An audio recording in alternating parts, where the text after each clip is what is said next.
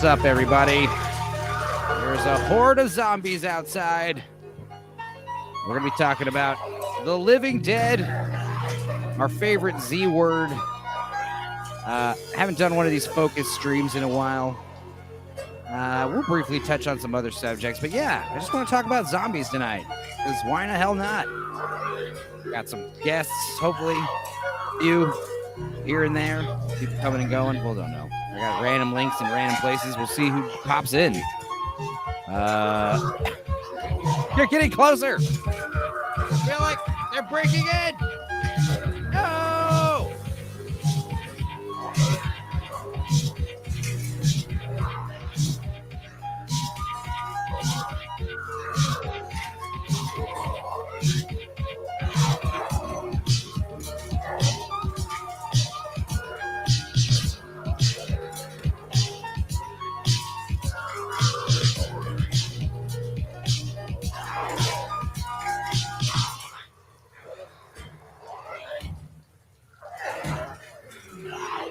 All right, what's up? How's it going? We got Farrell here.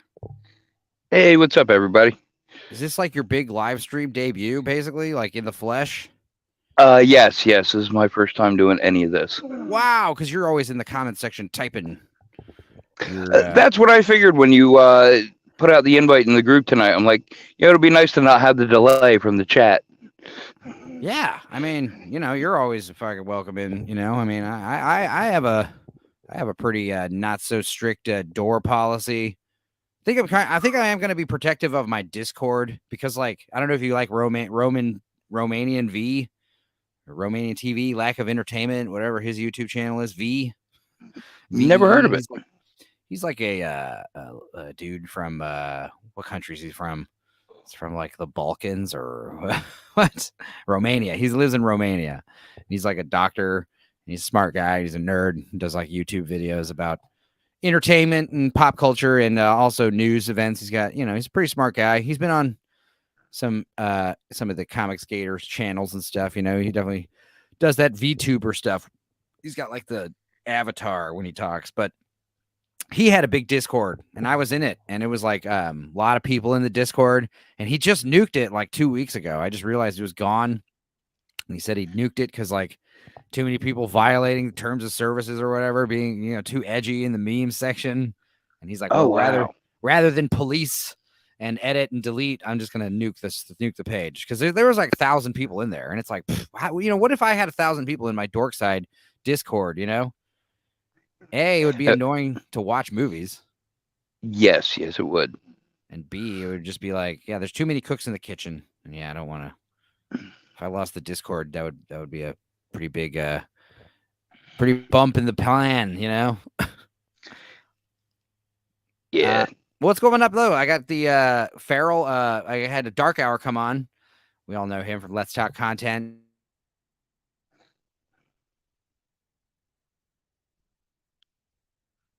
On the On Tap stream.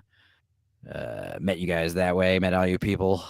It's good stuff. But yeah, he came on and we watched Sidekicks with Chuck Norris, and that was fun. I did try to like turn the audio of the movie up a little bit more, and I think that was an experiment where we're like, we won't do that again, because like I had to, like, anytime there's like really loud action stuff on, it's like drowning us out. I was like, oh, I had to like be selective of my editing. But also after that, we decided to watch The Hitman with Chuck Norris, my buddy Matt and my cousin, and we didn't realize that it was also directed by Aaron Norris. So we basically did like a double Norris double feature. Chuck Norris and Aaron Norris. Aaron Norris is his brother. So very interesting. And The Hitman was not nearly as good as I remembered it being when I was a kid. So we'll see about that this week. I'll release that. I'm also trying to, do another pass on the Tremors commentary, trying to get it up to perfection. Get it? Perfection? Yes. Yeah, because that's the town. But yeah, it was like I did a single pass over by myself and got a lot of the trivia out of the way. But I just feel like there's just a lot of it could be perfected. We can add the commentary tracks. Don't need to be like improv reaction videos.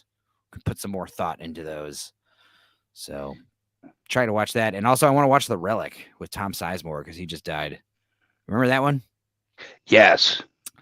Yeah, giant monster running around the art museum or the history museum in Chicago, eating people's hypothalamuses. That might be a good double feature with. Remember last time I suggested The Cellar? That might be a good follow up to that. Well, that's the other thing is like I also am trying to do like less double features. Like I think The Relic would be a standalone thing. Tremors would be another thing. But like watching 2 movies in a night would be fun.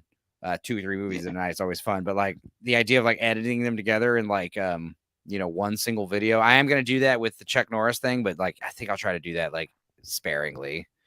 Also, like I don't know. I think with Vampire Dog and Vampire Motorcycle, we got lucky. It was like a happy accident, but a lot of times we watch like movies after another. We're like, these don't really gel together very well. I'm also sitting on a fully edited version of Flubber. I have Flubber in the bank for like it's been in the bag for like a month, and I'm sitting on it for like a rainy day. It's only like 20 minutes long, but I'm afraid like that's the one that Disney's not going to be kind, Yeah, but they never are. I was thinking it wasn't that funny. I hadn't really watched it since like a week ago, and I decided to edit it on my spare time. I had nothing else to do. It was either that or play video games. I'm like, I'm be more productive. But I pull up the raw edit, the raw recording. First thing I say is like, all right, first of all, Disney, they can suck my cock. And it's just like, okay. We're off to a good start already. I just go on like a fucking 7-minute rant before the movie even starts about why Disney can go to hell. My friends are like in the chat, like, can we start the movie or I have to go to the bathroom? But I watched Puss in Boots. Did you see that yet? Yes, that was actually one of my favorite movies of the year. It was great. And I remember I'd recommended it. It had been recommended a few times to me. And I was like, really? And they're like, yeah, check it out. Like I had grown men telling me, oh, I saw it with my kids and loved it. It's like, all right, I'll check it out. And then, yeah, watched it with mother and blown away by like just the first scene, animation style. And yeah, great villain. That villain was awesome. Yes. It's like when the villain's like actually fucking scary and intimidating. Like the part where like the wolf is like got the coin eyes and he's like this, like that was freaky. Yes. And also his character design was like legitimately like kind of spooky. He had these glowing eyes, red eyes. It's cool, man. That was definitely up my alley. So yeah, I liked that. And then what else happened? We got the new Teenage Mutant Ninja Turtles trailer. You had some thoughts on that? Yeah, I'm kind of mixed on it. Skeptical, being a child. Yeah, I was a child of the 80s. I grew up with the Turtles. So anything Turtles, I'm there for. I have an interest in. But with the way things have been going lately with cinema, it's more of a morbid curiosity than an excitement to see what they have coming. Yeah, it was kind of like when we saw the Rise of Skywalker. It was like, yeah, just kind of get it over with. Let's see what they did. You see, but with the Turtles, yeah, I mean, I definitely like the Turtles. The first Ninja Turtles live action be so good, especially like rewatching it like older. It's fucking awesome. And there's like the scene it where still holds up. Have the vision of Splinter by the fire and shit. Mm-hmm. So good, and all that. The whole movie, the whole first movie is all about fatherhood. It's all about fathers and sons. You've got Splinter and his adopted sons. You've got the Shredder who acts as like a surrogate father to these troubled youths, takes them in under their wing. Then you've got like the little boy and his actual father who's like looking for him. I mean, there's good stuff in that first movie, and it was for a while the most profitable independent film of all time. Highest grossing independent movie of all time for a while until like Blair Witch Project came along, I think. Yeah. No, pretty cool.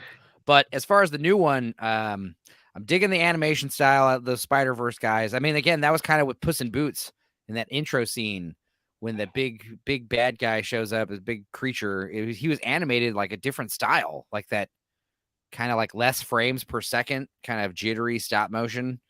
Yes. That's kind of what I'm seeing going on with the this Turtles movie. What I am liking about it is this fact that they are actual like teenagers. They seem very young, like kids. And it's like, that's a pretty fresh approach because like they're supposed to be kids, but like in the live action movie and in those terrible Michael Bay movies, they're just like too big, too bulking, too like adult looking, Yes, they've been too seasoned. It doesn't have that entertaining side, that goof off and good trading of one liners. Yeah, and these kids, the new turtles, they seem more like the Goonies, than an actual band of ninjas, They seem like the ragtag team of kids, Porkies or whatever the hell. No, Monster Squad, whatever. Yes. Yeah, what else? And yeah, as far as like, Seth Rogen, it's like I'm hoping that maybe he pulls like an Elizabeth Banks, because I know he had just done that terrible Christmas thing on HBO that nobody liked. Yes. And Elizabeth Banks had did that like Charlie's Angels thing that nobody liked, and then she did Cocaine Bear and kind of try to please everybody, and I'm hoping that Seth Rogen might be doing that with this Turtles movie. Let's try not to make this movie too, I don't know, lame for half the world, Yes. You got half the world pretending to like these new movies, and then the other half just like, what the fuck is this shit? So Yep. funny. But as far as like, April being black, got no problem with that. Although it is continuing that ginger erasure trend. But we knew April was going to be one of them. She already had been, ginger raced. These poor gingers, man. And it's not like I have a problem with like, oh, more black people. It's just like, no, there's just less redheaded people in these movies. Like, if I was a redhead person, I would be pissed. I'd be like, another one. I'd be like, it's bullshit. This is true. What did we do? The Little Mermaid. Is that her baby in there with you? Oh, no. I thought I was hearing a child. Oh, no. Cool. Yeah. So, how's your day been? You been just chilling? Yeah, I've been trying to be productive today. I've been busy the last couple weeks. I haven't been able to get on the projects that I wanted to work on. Now that I had free time, I tinkered a little bit with teaching myself more web design to work on a project for the group. And I started to download video to break down into clips for my own videos that I'm hopefully going to get deep into production in the next couple days. Sweet. Yes, I'm hoping to make fucking Dark Hours. He wants me to make him his Let's Talk content transition videos. They're like 2-second long little little next thing, and it's like I've been told him I'd do it, and I told him I'd do it a month ago, man. But he was very like, don't expect you to just jump on this for free, and I'm like, yeah, that's fine. I mean, I'll get to it. I told him I'd do it a while ago, though. I told him I'd do it this week and last week, and it's like more shit keeps coming up. But I swear I'll do it today or tomorrow, tonight or tomorrow. I promise. If you're watching Dark Hour, but yeah. Also, that Sidekicks Hitman episode should drop probably Wednesday or Friday. And that'll be fun, especially like get some cross promotion. The full episode's like an hour and a half long, though. It's like a full movie. We're like, it's like 50 minutes for Sidekicks and like 30 minutes for the Hitman. So, again, every time I upload one of these, it's like, is this, am I going to get in trouble? Not necessarily for also like the fact that I'm like, streaming these movies EFAP style, but it's also like the shit we're saying is pretty fucking, pretty offensive. I'm sorry. Like, that's the thing. It's like, I remember saying something in the EFAP page I'm in, like, hey, you guys like EFAP, but wish they were Americans who were drunk and cursed more? Check this out. And a lot of people were like, honestly, I prefer YouTube videos that don't have cursing. I'm like, oh, well, you're going to hate my ass. I'm sorry. Yeah, I don't know. That's one of the reasons I don't even go for like monetization or anything, because I am very anti-censorship and I do not like to be told what I can or cannot say. Yeah, I mean, knock on wood, it'd be great to make YouTube money, some bucks on the side from YouTube videos I'm doing for fun. But realistically, like, that's only going to happen from like, what, if I get super chats, or maybe I start a Patreon down or something, or not a Patreon, a Subscribe Star or something down the line. But like, I don't feel like I have the, I'll do that when people demand I do that. You know what I mean? Exactly. Like, don't have a whole lot of people like fucking, begging for more of the shit. But I have a pretty good solid plan for the year. I talked about this briefly, but it's like, yeah, I mean, just start turning out videos every week. Monday podcast, Tuesday record videos, Wednesday or Friday upload them. Just burning out stuff every week. And by second quarter, which we're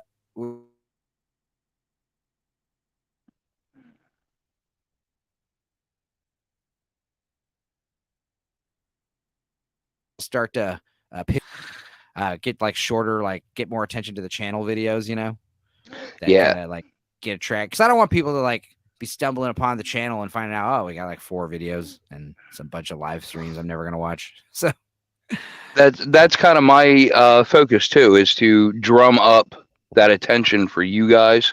yeah, I appreciate all that. It's like, you don't even need to be doing this shit, man. You're like working for gratis. Pro And that's bono. exactly what it is. It's something I believe in, and that's why I enjoy doing it. Well, yeah, appreciate you, man. As far as like, what else? Yeah, and just eventually start pivoting towards like my graphic novel I want to start working on. I've settled on the name "It Drinks Your Blood." I wanted to call it American Vampire, and I realized like, oh, that's already like a very popular fucking comic book series.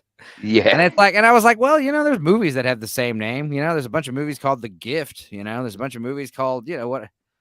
I mean, I was like, maybe I can spell vampire with a Y, but in the end, it was just like, I got to come up with a better name, and I had trouble with that. It was like either the Shadow Monster, but I think It Drinks Your Blood is cooler, and yes. it hasn't been used before yet. I'm like, really? Okay.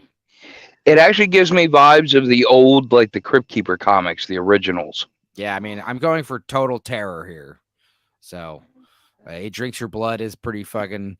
I mean, that's what it does. It's a vampire. Stop acting like it's like that's the, and that's also like the root of the story. Like, this vampire isn't gonna marry you.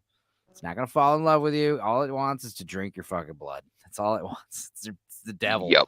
And then also I thought about like, oh, if I decided to do a sequel, I could call it "They Drink Your Blood." Oh, there you go. And then they multiply. Yeah. Or I would do like a different standalone story. Like, I want this first story to be about one vampire. Like, vampires are very rare. It's the modern day. There's a fucking woman, and she's being, fucking harassed, attacked. What's the word?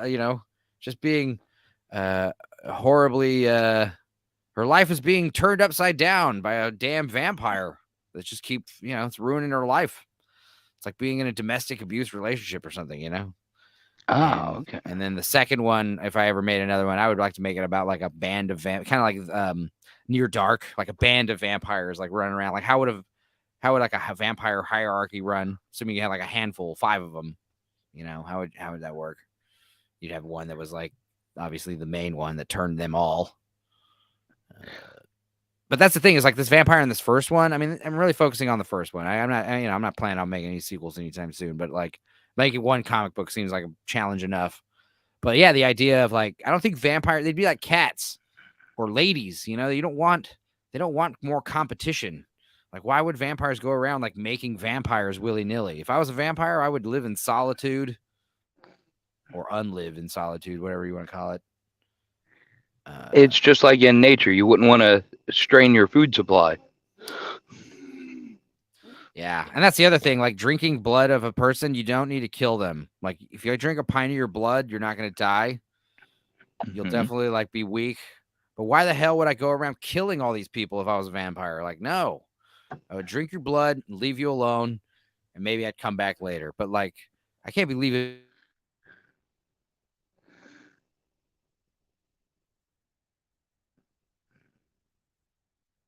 Ass. Anyway, I made this cool mid-journey art for the zombie special. It was just, one of these things where my cousin's not coming.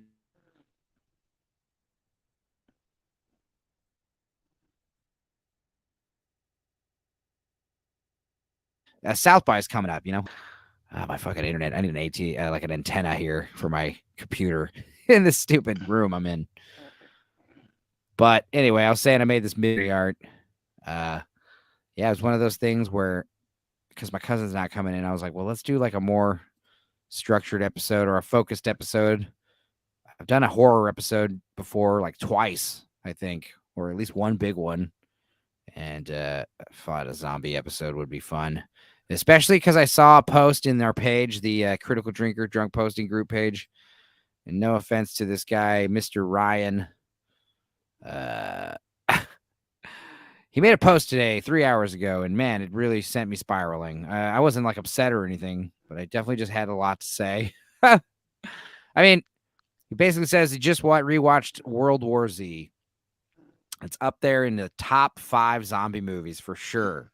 He says that fucking second sentence. I really want to dive into that one because it's like, what are his top 4? You know? Yeah. And he says, to me, it seems like most realistic take on what would happen if the world came to a zombie apocalypse. The physics are realistic. Nobody appears superhuman in their actions, either skilled, lucky, or a combination. And a satisfied yet open-ended conclusion. And Brad Pitt managing to seem like a somewhat regular person, too. He's really the only huge name in the movie. So you don't get distracted with the, oh, that's Brad Pitt. Yeah. Brad Pitt's great. No problems with him. But Jesus Christ, World War Z, the movie is so. You've seen it, right? Yes, I have. What were your thoughts on it? I wouldn't say it was a horrible movie, but I definitely is not in my top 5 zombie movies. But I'm more of I enjoy the old like 80s style B fan. I like that little bit of cheesiness in it. Dude, Return of the Living Dead. Return of the Yes. Living Dead 1 and 3 are so Yes. good. We watched I talked about how I watched part 3 on Valentine's Day. We watched The Notebook and then we watched Return of the Living Dead 3. So that was a good double feature. I had never seen The Notebook, by the way. There was a newer one too. I believe it was called Love and Zombies, and that was pretty good as well. Yeah. That's the other thing, though. Like these quirky comedy kind of zombie movies. I take them or leave them. Fido was good. That's a good one. That is a comedy. That is a fun, weird one. But as far as like most other zombie movies, yeah, I mean, I just like scary ones where it's like, you got, let's just talk about our top 5. I mean, we could try to guess what his are, I guess. I don't want to be roasting that guy too much, but I do want to roast World War Z, the movie, a bit. But as far as like my top 5, it would be like, I think Return of the Living Dead 1 is my favorite. I do like, 28. I like, Dawn of the Dead, both Dawn of the Deads. I like the Day of the Dead from the 80s.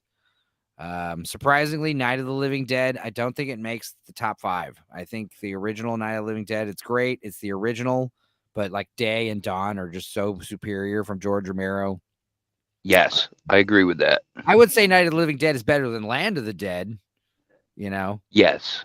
Although Land of the Dead had some very great groundbreaking head squib technology. Like they had perfected, there was like a special like a feature they had talked about where they were specifically figured out a way. They had specifically figured out a way to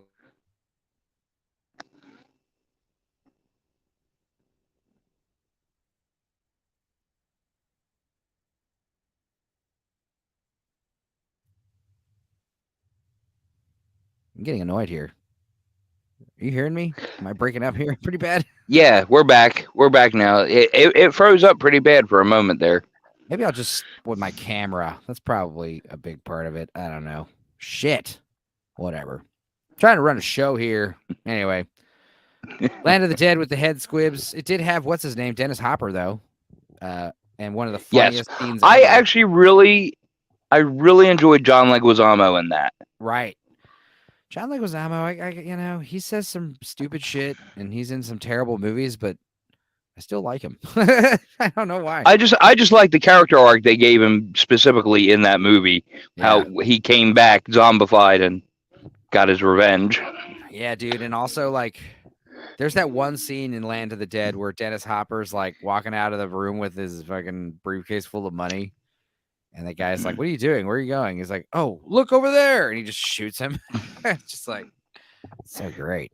But Yes. I mean, as far as like other good zombie movies, what there was one like some more unorthodox ones. There's like Dead Girl. Did you ever see that one? No, I It's a haven't seen that one. fucking twisted, weird movie about like two guys like stumble upon some weird lab and then like a basically an undead girl chained up in a basement or something, and they just start doing weird, sick, fucking perverted shit to her because they find out she can't die and she's like a zombie or something. Oh, wow. That was a weird one for sure. That one wouldn't be made today. It's a problematic movie. That's right up there with the first Evil Dead with the tree scene. Yeah, I would go ahead and say the fucking Evil Dead movies or zombie movies. Yeah, dude. If we're gonna count those, then definitely Army of Darkness and Evil Dead 1, 2. Even the Absolutely. I even like the Evil Dead remake. And I haven't, I don't know about Evil Dead Rise. I was excited about it. I'm less excited about it after seeing the trailer. I haven't seen the trailer yet. There's a couple, but like it's basically like I was hoping based on the posters, promotional material, and synopsis, like it was Evil Dead, Deadites, but in like a fucking skyrise, like a high rise building, like a condo. So the Yeah. idea is like the Raid 2 plus, or it's more like what was it? Land of the Dead. It's like Land of the Dead where they all live in that big fucking skyscraper, but with Yeah. Deadites.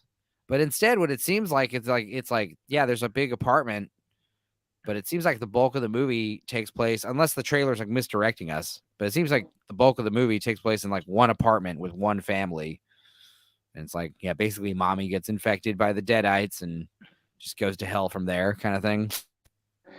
My biggest hope for it is the fact that Bruce Campbell himself is on the production team. That's Yeah. why I even have any hope at all for it. Well, he was involved with the other remake, wasn't he? She literally shows his face at the end in the end credit scene. Yes. Yeah. Yep. And that I thought that was amazing. See, that to me was a reboot done right because they didn't trample the legacy to make the new one great. And also, it didn't seem like that was like the type of remake where it's like, oh, the other one didn't even happen. Like it could have been like an unofficial sequel, if anything, you know? Right. So, could have just been the same cabin years later. Yeah. My absolute favorite part of that is at the end. I mean, how do you top the original Ash cutting his own hand off with a chainsaw? And then this girl comes along, gets her arm pinned under a vehicle, and just yanks. Well, I liked how that's how you top that. The trailer had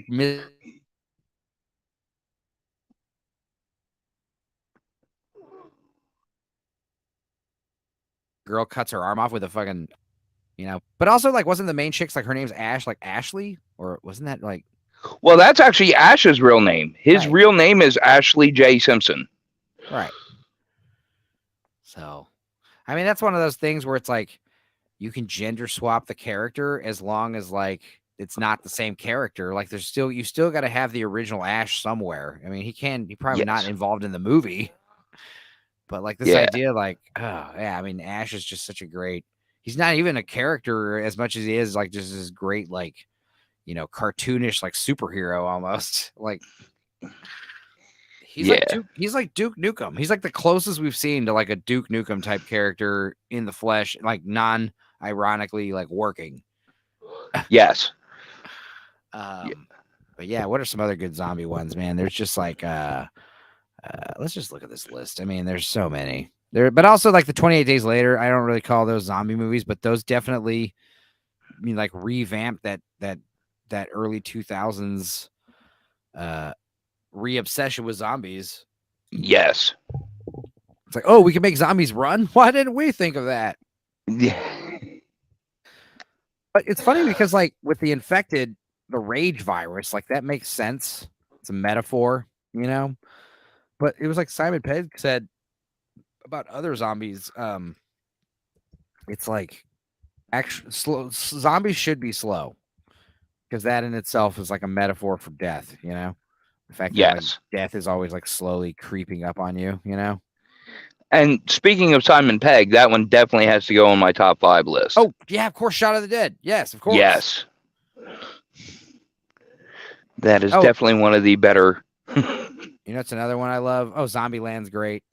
The sequel Yes. was okay. Sequel was pretty good, but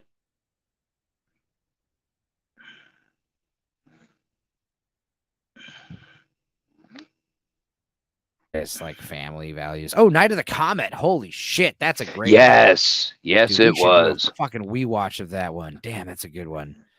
And I yeah, haven't seen that in, I think it was the 90s the last time I watched that, but I remember it was great. the end of the world does not have to be a bummer. Yeah, but Yeah. it's so good. And then there was also I mean evil those weren't they're technically zombies, but they're like, yeah, people that are like slowly turning into sand or some shit, right? Because the comet.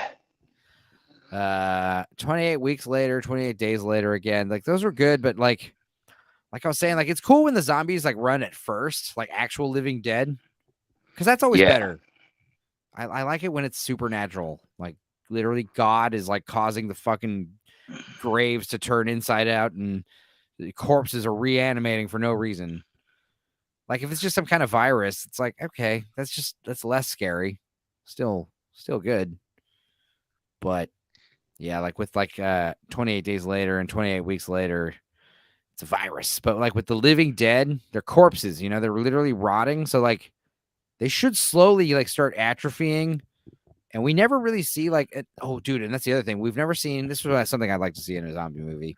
The corpses that are walking are like start bloating. So like there would be a phase around like from like the second week to like the fourth week of them being a zombie. They would basically be like big bloated messes, like just leaking gas and like fucking horrific smelling fucking liquids and stuff.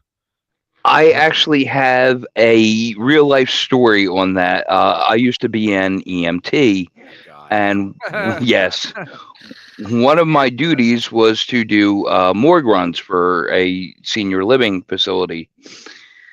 And Morgue it, runs.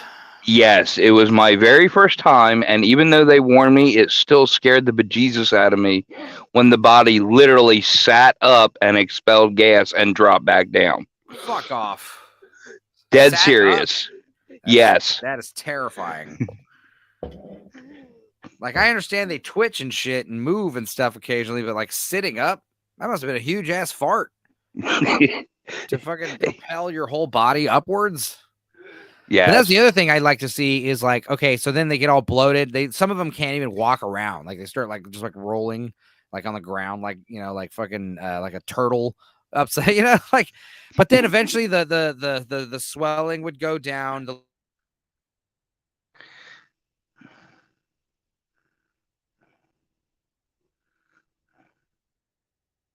It would obviously like start like atrophy. Fuck. But I want to see like a movie where like the zombies are walking and like because their limbs should literally make noises, like their muscles, like a tree when it blows in the wind. It's like you can hear it creaking and Or stretching. leather being stretched. Yes. So that's what the zombies should sound like when they're like nice and old and rotten. And they should move real slow because it's hard for them to move, One of the things that I actually really enjoyed when The Walking Dead first came out, I know eventually the show got tired, but when it first came out, The Walking. but the beginning was great because it was all the people that were like literally they had like one arm left, like still crawling around. Yeah. And other movies had kind of touched on that, but it was very prevalent in the beginning of Walking Dead. Yeah, because it's like, I mean, that ends up being the good twist in the comics and in the show, and I'm glad they did do that correctly. But like, yeah, the twist is everyone's infected, and like it's airborne basically. And once you die, you will come back. You don't even need to be bitten by a zombie. That was like the big reveal in the comics, and I remember that being like genius. Like, oh God, so like we are all the Walking Dead, like we are the Walking Dead. But yeah.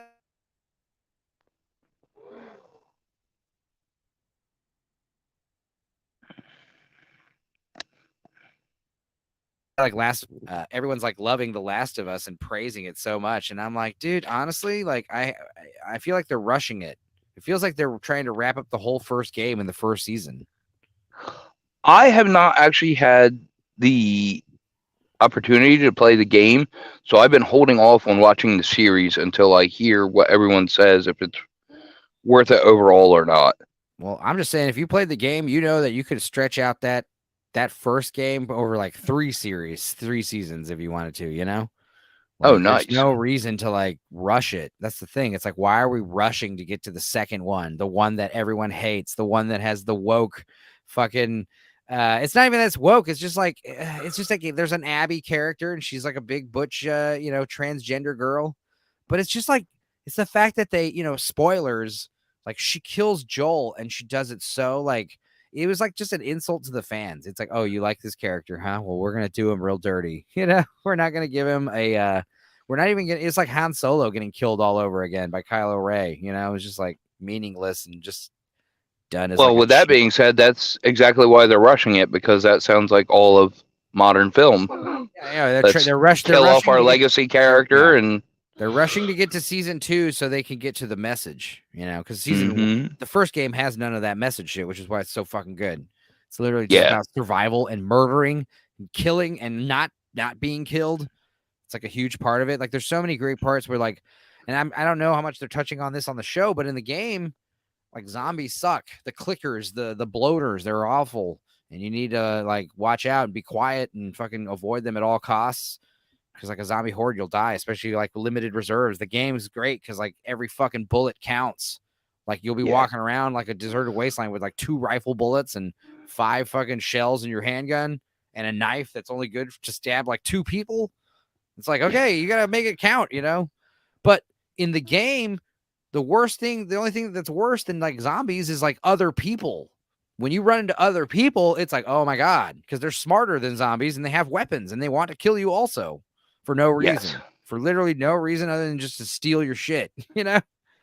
So I really hope that the game is like touching on all that, or the show is touching on all that stuff. But, the first game, it ends like pretty great. It's one of those games where like when the ending happens and the credits roll, you're like, that was amazing.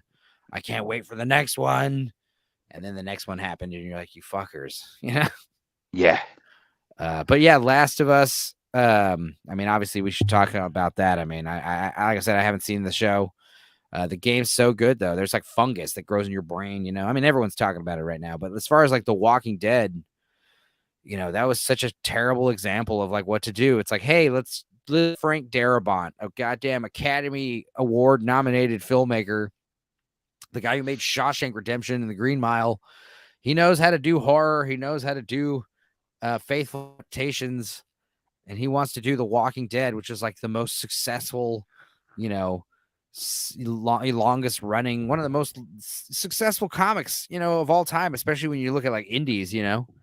And it's, I think the comic's like still running. Is it? No, I don't think so. But still, like, we're gonna do this first season, and it's so faithful. The first season, it's so faithful to the comics. And there's a specific part. It's the very last episode of the first season where they fire Frank Darabont.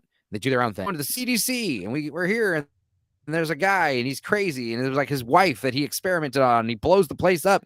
None of that shit was in the show. As Mhm. like for instance, in the comics, Dale, the guy with the RV, the old guy, Yeah. him and Andrea, the blonde lady who's always making that surprised face. She's in all the Frank Darabont movies practically. She and him start hooking up. They become a thing. They become like a very like serious couple, like her and this old man. And then they like adopt some kids that they find, and they're all living in the RV. They're characters that are like they go on for a long, long time in the comics. And Oh, wow. none of that. That like it's so crazy how far it deviates after that last episode of the first season. And like for instance, like in the comic books, when Carl gets shot in the belly, and then they find Herschel's farm, and they're gonna go, get and he needs medical attention. In the comics, it's like we show up to the farm, we have a boy that's injured. It's like, okay, no problem. He's all better. Like he's being operated on. He's resting. You guys get to know the place, and they find out about the barn full of zombies like that day. Yeah. In the comics, it's like in the show, they're on the fucking farm for ages. In the comics, they're there for like a couple days and like, we gotta go. This is not cool. You guys have a fucking barn full of walkers. We need to get out of here. And of course, like right And when then the there snake, was the big reveal with the little girl, and right. I mean, that's in the comics, but like that was one of those examples where the show was like dragging. You're dragging through the source material too slow because you can read one of those little floppy comics in like a few minutes, yeah. less than half an hour, but then you're You trying know to what stretch each issue into an hour long. Go ahead. what I would like to see in a realistic zombie movie? I want to see the first few hours globally, the real families. Like, I might sound horrible for this, but there's times I've cracked a joke with like my kids when they would get loud, be like, "Man, during the zombie apocalypse, you wouldn't last like 10 minutes," and just riff on it for a few minutes, like what ifs. And I would like to see a movie that is strictly focused on just those first, like the first day that the outbreak occurs, and real life instances of the people that would come in handy, like the fix it handymen that could get something going with bubble gum and chicken wire. Like they would Yeah. be okay, but Well, the thing is, man, that first day would be so like defeating and terrifying. And like even if you are the guy with the bubble gum and the chicken wire, like you're too in shock to understand what the fuck is even going on. All you're doing is taking care of yourself. And that's the other thing, like, yeah, people shooting each other because they're like, trying to protect themselves from the zombies, That's always a common thing. But yeah, I mean, like for instance, the opening scene of Dawn of the Dead remake, that's like Zack Snyder's best work. I fucking hate to say it, but Zack Snyder's best movie is that Dawn of the Dead remake. yes, It's the one that has like the least amount of like fucking computery bullshit, computery, not animated nonsense. It's, believe it or not, the one about the zombie apocalypse, it's like the least gloomy movie he's made. He's made 3 Superman movies, and those are more gloomy and depressing than the fucking Dawn of the Dead remake. yes, But that was a good one. How like the zombies gradually like are decomposing as the movie progresses. Like in the beginning, the first few weeks is a lot of like flesh colored zombies with red blood. By the end scene, like all the zombies are like green and gray, and all the liquid coming out of them is just black and brown. It's gross. But yeah, they're like running zombies the whole movie, and it's like, okay, come on, like make them slow. Because like Simon Pegg said, it's like, death is always slowly creeping up, and you get cocky. You think, oh, it's not a big deal. But if you're not careful, if you're, too slow, you're unhealthy, you're not taking care of yourself, you're not alert, it'll catch you slipping, and it'll sneak up on you in the least suspecting place. You'll be on a fucking roller coaster and your head gets taken off by like a loose bar. That's how death works. So zombies are the yes. same way, they're just like always a looming threat, but you think you got it under control because they're stupid and slow. But it's like, there's a lot of them. There is a running gag in the Stephen King book, Desperation, and this kid flashbacks to fun times he had goofing off with a buddy, and they like the original horror movies, like the Wolfman, the Mummy, and all that. And their inside joke was always, "Oh, the mummy's chasing us. I guess we better walk a little faster." Nice. Yeah, I mean that was the thing about I liked in Zombieland was cardio. Rule number 2, Yeah, cardio. Fucking do not be yeah, slow. Because Zombieland had yep, running zombies too. Yeah. yeah, But yeah, double taps. Also, do you notice? I didn't notice this, but in Zombieland, the beginning scene where he had the crush on the neighbor girl and she's a zombie, that's fucking yeah. Amber Heard. Oh wow, Yes. It's one of her early roles. I was like, wow. And she's great in it. yeah, But I think I like the Dawn of the Dead remake more than the original. I mean, I know the original's so great because that original also the first night, the Night of the Living Dead, where there's like, police everywhere. They don't know what's going on. Everyone's going crazy. People are like retreating to the woods. yeah. Yeah, I agree with that. The reboot was actually, in my opinion, better than the original. Also, Yeah, and it was just so bald like that, especially what you're talking about, like that first day, like, the sun goes down and people go to sleep, no big deal. The Night of the Living Dead had already happened last night, you wake up and it's just like, oh shit. but But that's way scarier. Like with the Dawn of the Dead remake, it's like it's not revealed what happened. It's like, nah, you can presume that literally corpses were coming out of their graves for no reason, you know? Yeah. But then when you get into like the Return of the Living Dead, where the zombies start talking and asking for brains, specifically eating your brain, and they can't die. Like even if you do cut their head off and destroy the brain, like they're fucking relentless. There was that scene with the taxidermy dog on the floor. Oh yeah, all those taxidermy creatures, the butterflies, their all wings are all flapping and shit. Yep. That was That was another great great. thing about like Return of the Living Dead is one of those perfect movies. It's like every it's a stupid movie, but like the people who made it, they paid attention. They know what the fuck. They did all their setups and payoffs, you know. Yep. They understand how subtext works. Like for instance, when the big tar zombie shows up, brains, you know.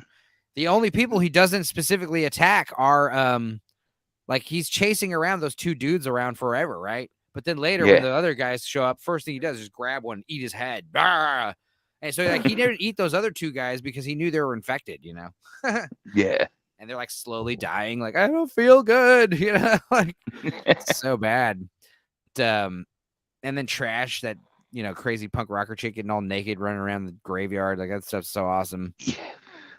And then also the third one. I mean, the second one's good too, but the third one, this one's fucking nuts. Where it's like the Romeo and Juliet type story, where the biker chick, she's like boy's son of military guy, general dude who does experiments with the zombie stuff, and he's dating crazy biker bad influence girl, and she convinces him to go. They're gonna run away, elope together, and they decide to go look at her his father's like work, sneak into the base for some reason. They're like trying to get something or steal something.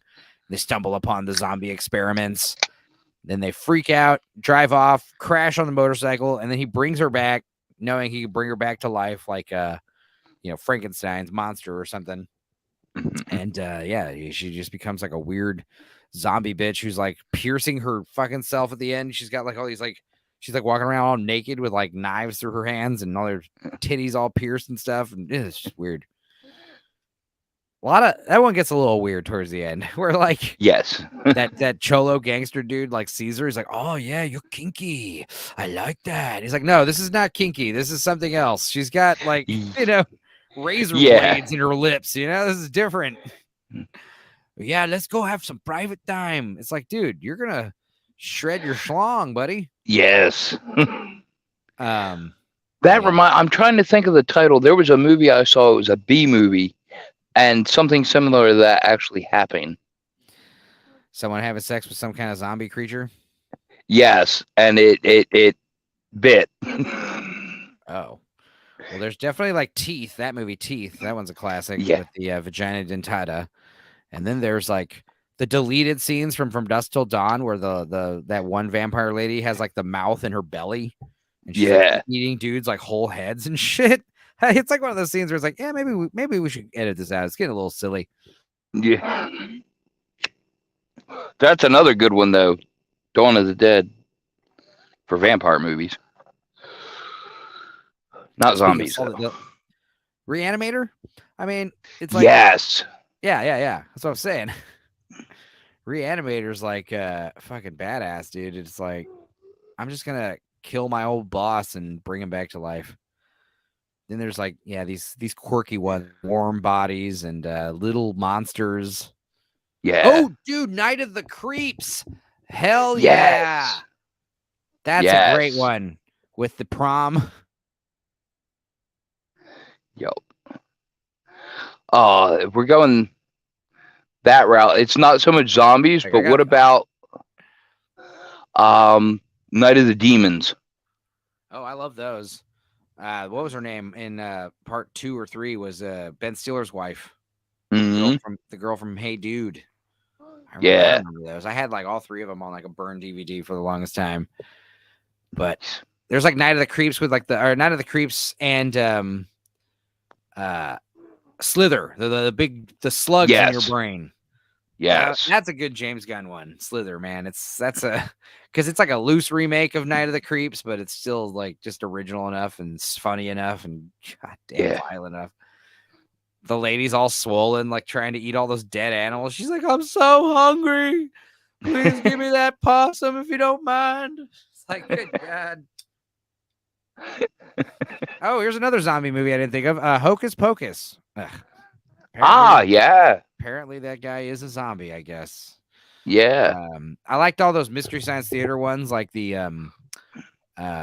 those zombie movies. I can't remember what they're called. Like Little Bela Lugosi's White Zombie. Oh, you know it's a good one. The one with Bill Pullman and Haiti. The Serpent and the Rainbow. Yes. Dude. Serpent and the Rainbow fucking rocked because that's where zombies come from, obviously. Like Haitian voodoo, black magic, drug some guy to the point where people think they're dead. And then they get buried and you dig them up and you keep drugging them. And now they're like, you're like subservient, like fucking zombie. I'm trying to recall. There's another one. It was one of those B ones. It was definitely 80s style. All I remember clearly is the end of the movie is some kid like sitting up and screaming, I love the smell of napalm in the morning. He's one of the infected. And the last scene of the movie is them just bombing the shit out of the town they were just in. That could have been one of the Return of the Living Deads, but hang on. Let's see. Zombie movie, napalm. I mean, obviously, smell of napalm is from Apocalypse Now. Mm-hmm. Napalm zombie. That's Nazi zombies. No, this is a game thing. Never mind. I cannot. I just remember because that used to be our thing growing up was sitting around and just watching those cheesy, low budget movies. Right.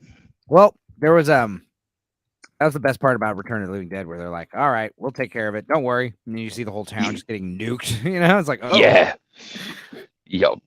Whoops. As far as other I don't know what zombie. Oh, what about Dead Alive? Brain Dead. Dead Alive by Peter Jackson.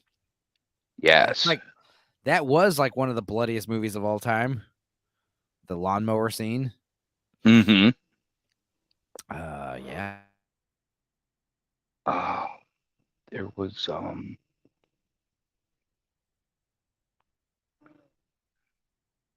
Then Sam wakes up the morning after a party to find that Paris has been overrun by zombies, and he's the only person left. Huh. Oh, the zombies in this movie set themselves apart by being utterly silent, no growling or moving. The only sounds they do make are running feet and jaws snapping shut. The scariest thing in the whole film is really the lack of noise. Wow. I'll have to check that out.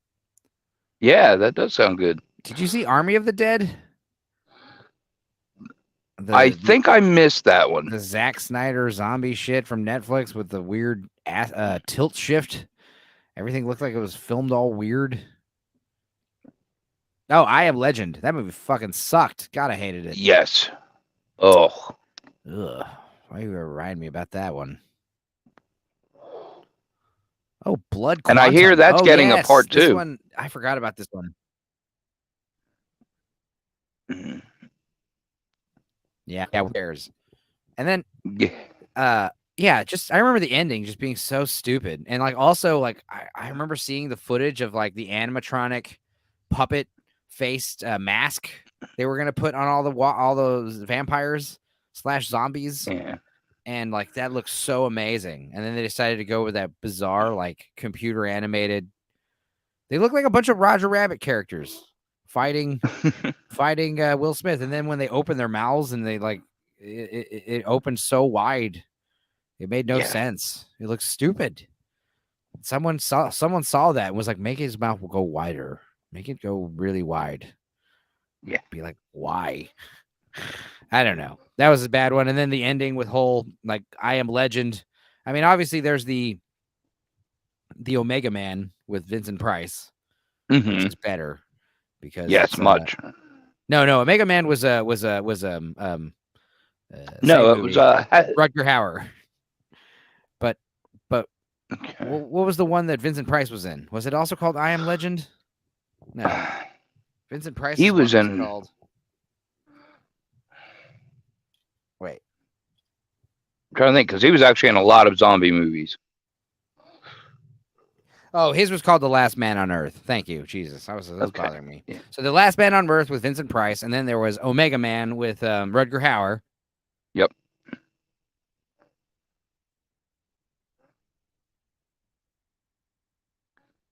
Again, those two got the ending right. They're not brainless monsters. They're actually like still have like a personality. They still have memories.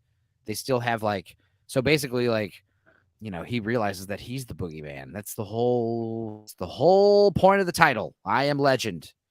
Yeah. He's the legendary boogeyman to the people that are, he's the one that is like the boogeyman. Anyway, in the new one, in the Will Smith one, it turns out that he's the guy that they synthesized a cure from or some shit. Yeah. Gave his life so two random people could survive. There's another one called Blood Quantum, and I had heard about this one, never saw it, but it was like a vampire or zombies and Indians, zombies and Native Americans, like a Native American reservation. They basically find out that the natives, the residents of this Red Crow Indian reservation in Quebec, are immune to an ongoing zombie plague because of their indigenous heritage. But that doesn't stop white people from seeking refuge on the reservation. Yeah, I don't think that one would go over too well with the current crowd. Oh, it's from 2019. Actually, it's actually Oh wow. I'm sure it's a woke movie that's like anti-white. Like these damn white people bringing in the virus. Just, Yeah. it'll be a metaphor for like us giving Native Americans like smallpox and shit. Yeah. That's what it is. I see what they're doing. I love when people talk about how like the Native Americans were like genocided. It's like yeah, because most genocides last 400 years, right? Yeah. I think if I was in a conflict with someone for 400 years, it sounds like they were pretty, I don't know, equally matched, like kind of worthy opponents. You know what I mean? It seems like no one was really winning, like one-sided. It seems like one-sided victories don't take a little long. Don't take as long as 400 years. But that's the thing is like it was complicated. You're walking around in the Wild West, and it didn't matter if you encountered a bunch of random white people, a bunch of random Mexicans, a bunch of random Native Americans. There's a 50% this group of people might kill you. Yes. And they're thinking the same thing about you. Yes. So, and that was a constant thing. It was a constant like walking around on your toes. Yeah, shit. And that's exactly what a zombie apocalypse would be like, running into people. It'd be just like pioneer times, like getting the lay of the land, because everything would be different. You don't know who to trust. Yeah, I mean, you got the Native Americans just running around. You hear about them like scalping people or whatever. You're like, Yeah. I've heard stories. And then they're Yeah. like, well, we've heard a story about you, white devil. Like we've heard shit about Mm-hmm. you too. But that's the other thing. You have Native Americans also like fighting each other and white people fighting each other. That's why it was called the Wild West. Yes. It was fucking crazy. Everyone was strapped. Everyone was on edge. Pet Cemetery, those two movies, and I did not like the remake, but No. no, I didn't like it's so much creepier when I kind of made fun of this in the Megan movie, but like I'm not scared of spooky children, but like a spooky toddler is creepier than your spooky, Yeah. I will definitely agree with that. I mean, I didn't think the remake was nearly as good as the original, but I didn't think it was horrible either. Imagine your spoiled little TikTok daughter being a zombie. Yeah. Sounds like a nightmare. And then not the Yeah. kind of scary one, but the funny one. Mm-hmm. I like Pet Cemetery 2 though, with Yes. Edward Furlong. Clancy Brown is Mr. Krabs. Yes, he is such an undersung individual. His voice acting work, his regular acting work. Hey, SpongeBob. But I was talking about how like he's in Flubber, and it was him and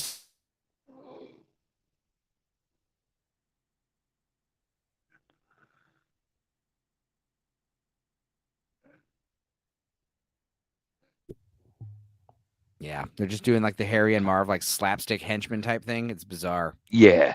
Yeah, what a weird one, man. Flubber. But also Clancy Brown and yeah, people always talk about him. Oh, he's Mr. Krabs, Mr. Krabs. And I'm like, dude, he is fucking the guy from Pet Sematary 2 to me. He kills Yes. that kid with a motorcycle. Yeah. Yes. So good. Playing my layout here. Yeah, and then Pet Sematary 2 also had that freaky, the dog. Yeah. Scarier than a little cat named Church. Yes. Giant husky. Fucking zombie dog. That was great. But yeah, I don't know. I wasn't a fan of the and I know those movies aren't like critically acclaimed or anything. They're dumb. But damn it, the first one's spooky, Yeah. What's his name? Don't go down that road. That road down there is where the Pet Cemetery is. Yeah. That was the original Herman Munster. It's better, right? Oh God. What Yeah. else is another I think that's a good zombie list. So but as far as like what you're talking about with like watching the zombies like break out from the beginning, dude, that's why that World War Z book is so badass. And like Yeah. back to that post, like talking about praising World War Z, the fucking movie. Like, first of all, let's just talk about that movie and why it sucks. First, like not even comparing it to the much better book, but just like as a standalone feature film, it's so weird because like, I mean, at first it's pretty crazy, gets engaging, but then there's like the ending where it's like, oh, the massive plot hole at the end where it's like, oh, okay, if you're sick with something, the zombies aren't going to attack you. It's like, dude, there's so many questions there. First of all, how would you not notice this right away? You would be like, the zombie outbreak always starts. Where does it always start? In hospitals, because people are fucking getting sick and going to the hospital. That's why, like in the book, every detail, like, and they talk about how, like, in the movies, you always picture like the zombies. I guess if they come out of the grave, they're wearing their Sunday best. They're wearing suits and shit. But most of the zombies would be wearing they're sick. So they'd be wearing hospital gowns. They'd be wearing pajamas, or they'd be just butt ass naked. They'd be wearing underwear. That's what most of them would be wearing, is like fucking hospital gowns or just butt naked, wearing, especially after like you're wearing your pajamas and like the corpse like starts emaciating, the pants would fall down. Like every fucking corpse would eventually be naked. Like, it's just gross. And they'd smell awful. That's the thing. Like, you ever smell a dead animal? You would smell them coming around the corner. You wouldn't even need to hear them. You would just be like, holy shit, I smell a dead body. And that alone is enough to like make you cock your gun, because a dead body could be a threat to you nowadays because of zombies. I just pictured the little kid from Sixth Sense. I smell dead people.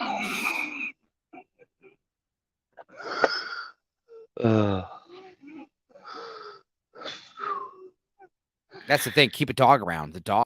Sometimes in the movies, like, what do you think? Like, zombies. Sometimes in the movies, the zombies attack animals, and sometimes they don't. Sometimes they only want to kill people. Yeah. I'd like that they did that, because for like the Earth can go on. Like, it wouldn't be like, oh, it's like the end of the world. It's just like the end of humanity. But if they're literally killing everything, like eating random dogs and cats and deer and shit, it's like, okay, first of all, like I said, now we're totally decimating the planet. But also now I got to watch out for like fucking zombie deer and shit. Like, now zombie dogs are a thing. Zombie bears. I don't want to fuck with a zombie bear. What was that one? Zombies was about the zombie animals. Oh, right. Zoo, like ZOO. Jesus Christ. Yeah. See, that would be funny because you'd think it's like zooming around, but zombies. Okay, so then that's also like back to like Game of Thrones. That's another fucking zombie thing that shat the bed. But like, yeah, you had a zombie bear in that movie. It was great. Like, that was right around where the shit was getting cool. Like, because like, all right, we're straying away from the books, and like the dialogue's not as good. But now we're getting into like more of the action and the supernatural stuff. And like, I remember like when those dudes are like have the fucking flame swords. They're like walking around the winter fighting zombie bears. I was like, okay, this is badass. Yes. And then the zombies attack the dragons and fucking kill a dragon. When that dragon died, you're like, holy shit. And you're like, now they got a zombie dragon. This is fucked up. Yeah. And then that 8th season shat the bed so bad. I don't even want to talk about that. But that was a zombie show. Yeah. As far as like the walkers, like they were pretty fucking scary. But Here's another zombie show reference. Did you ever see Reaper? Reaper, no. Yes. It had Tyler Labine in it. It was one of his very first roles. Oh, Yeah, and this kid was the son of the devil, or they thought he was the son of the devil. And it was his job to go get lost souls from hell. But the original deal was for his father's health, and his father was told he would be immortal, he wouldn't die, but he became a zombie, and he was all falling apart and all that as the series went on. It was entertaining. Oh, not the show. Yeah. Okay, I see it. Huh. This seems like it's a CW show. Okay. CW show. Huh. There's also that one movie, was it called The Revenant? But it was also called The Revenant. Yeah, Yeah. The Revenant from 2009. That was like a weird zombie movie about a dude who's like a fucking, what was he, like a hitman? What was the plot of that one? A dead soldier comes back to life and joins forces with his slacker buddy to hunt down criminals and drain them of the blood he needs to prevent his body from decomposing. That was like a cool like superhero movie. And Nice. it had some great like zombie makeup and shit. Like the dude's like creepy, gross, like glassed over eyes, They're all like milky and like pale. Ugh, gross. But yeah, as far as like back to like World War Z, there's that just terrible part at the end where it's like, yeah, the infected are spared. It's like, dude, you would notice that in the hospitals. You'd be like, Yes. hey, why is nobody in our cancer ward being attacked? Why? And it's not just here, it's all over the world. You got people in a global effort trying to fight this like worldwide epidemic, and none of them have figured out. Oh, by the way, every single person that has like some kind of like ailment, viral ailment is being spared. Like you would figure that out. But then also like Brad Pitt, he does the stupid thing, which is just inject himself with some random fucking syringe in the CDC building. Like how he should have given himself the plague. And then like he died valiantly, like of a fucking bubonic plague, like bleeding out of his eyes and ass to save us. Like that would have been better. But like then there's the scene where he injects himself with like, whatever herpes or whatever the fuck he gave himself. And now he's like walking around like the zombies don't pay no mind to me. I'm totally safe. And then he has a fucking Pepsi. He stops and drinks a Pepsi. And it was like the most bizarre like product placement / like pausing the movie for a fucking. It was one where like I wish I saw it in the theaters just so I could hear the fucking theater like erupt in laughter.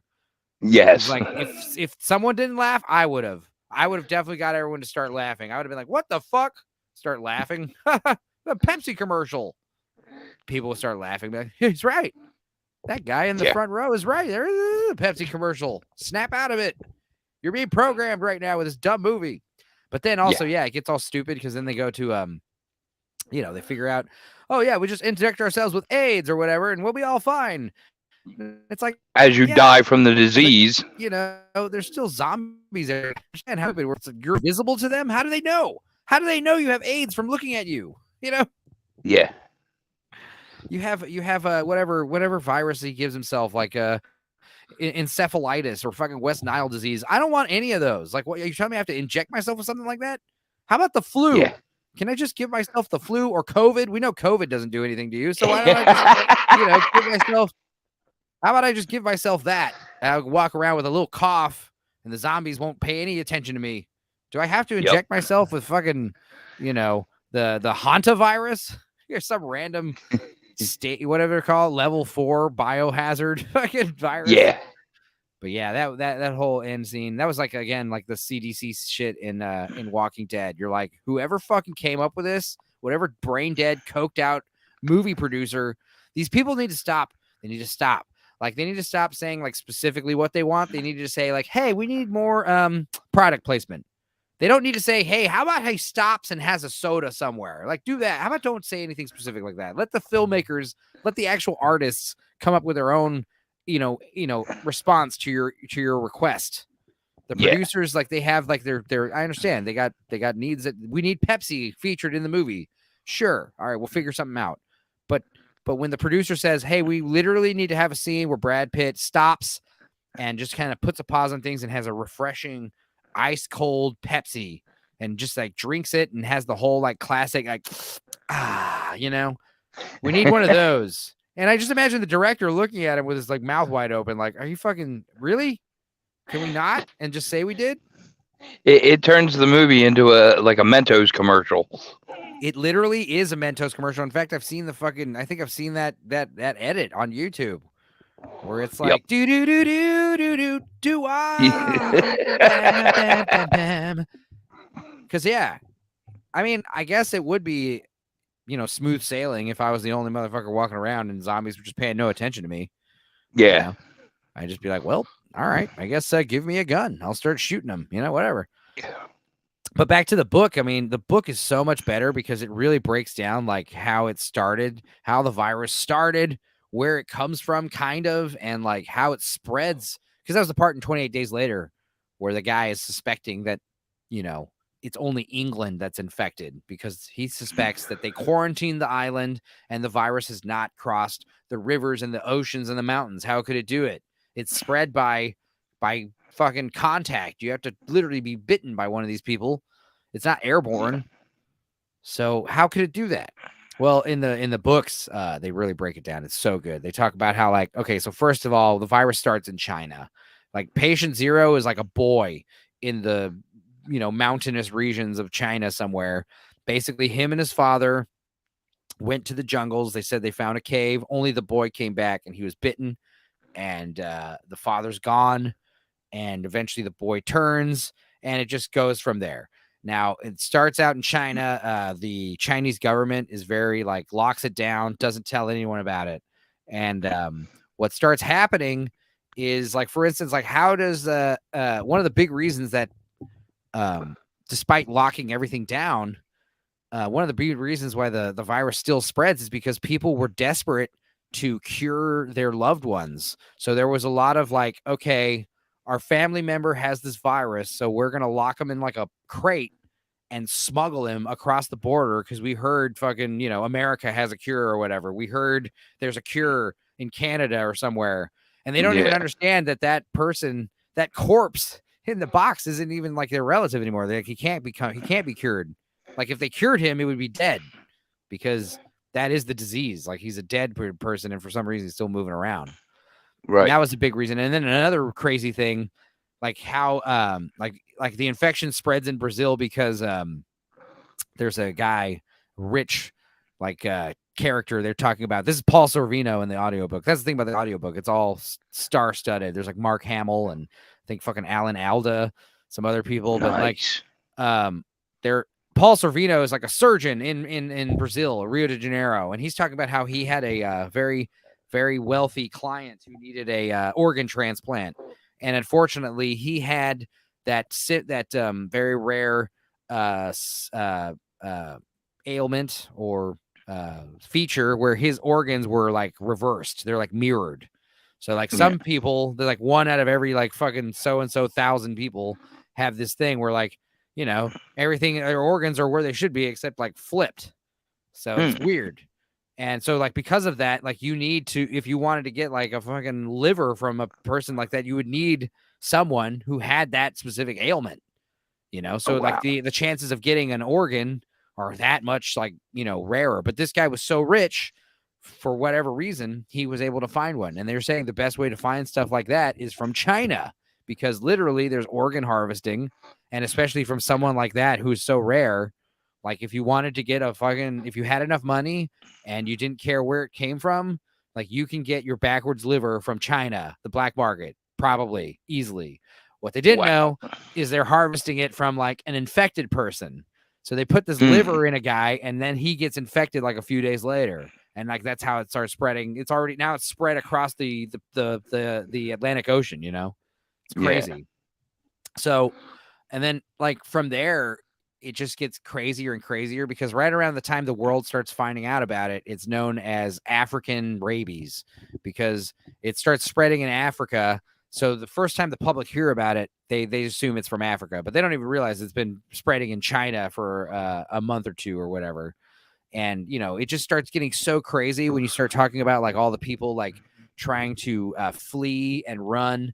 Like there was because like eventually it just becomes obvious that the zombies are everywhere, and now it's becoming a big thing, and it happens slowly and then quickly. Where next thing you know, like cities are being overrun by zombies, and like the military's getting involved, and they're getting overrun. That was the best part. Is like Mark Hamill, he's like a soldier, and he's talking about, because the whole book is like a time life book where it's like years after the world's war, the zombie war, survivors Yeah. of the zombie war are like giving their heroic firsthand encounters, and one of the things they talk about in so much detail is like how we had to literally like change how we fight wars, because like how Yeah. we originally fight wars is totally useless to these zombies, and Mark Hamill is the soldier who was at the Battle of Yonkers, which is where the first time that the military is literally staging like a big all-out assault, because at this point, like New York is overrun with zombies. We're talking about millions of zombies, and it's like a desolate, it's hell. So what we do is we get a bunch of military armies, reserves. They get them all lined up on some bridge, like basically like preparing for a big wave of zombies, like that are just pushing eastward or westward, and yeah, basically talking about how like we were there to posture. The military was there to like make the American public feel assured that we were gonna beat these things, and like we had cameras rolling. The news was there. There's so many of these special battalion military there. They're wearing all these crazy like suits, top of the line, state of the art. They got like HUD heads up displays in their helmets and stuff, but Kevlar suits that they can barely breathe in. It's like 100 degrees or whatever. They've got all the big heavy artillery weapons and guns and uranium rounds or whatever the hell. They're ready to tear ass.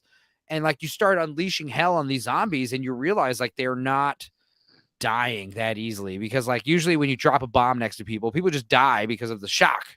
Not these zombies. Yeah. They fall down, they get right back up, and then like you blow limbs off of them and they're still coming at you, and you're trained to shoot center mass your whole career, and now you have to hit them right in the head.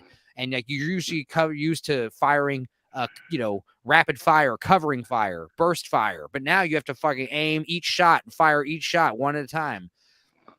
They're wasting these like $100,000 bombs, like just dropping them on these zombies, and like you're only killing the ones that like are directly being vaporized. Anything around the blast radius is just now on fire, still walking at you. And it's like, holy shit, you fire a tank shell at them and it just goes through them and just like kills maybe a handful of them. And you're like, dude, we're wasting so many resources, so much money. And before you know it, the horde is like right at you. And you're talking about like hundreds of thousands of zombies. You're talking about like it's all you can see.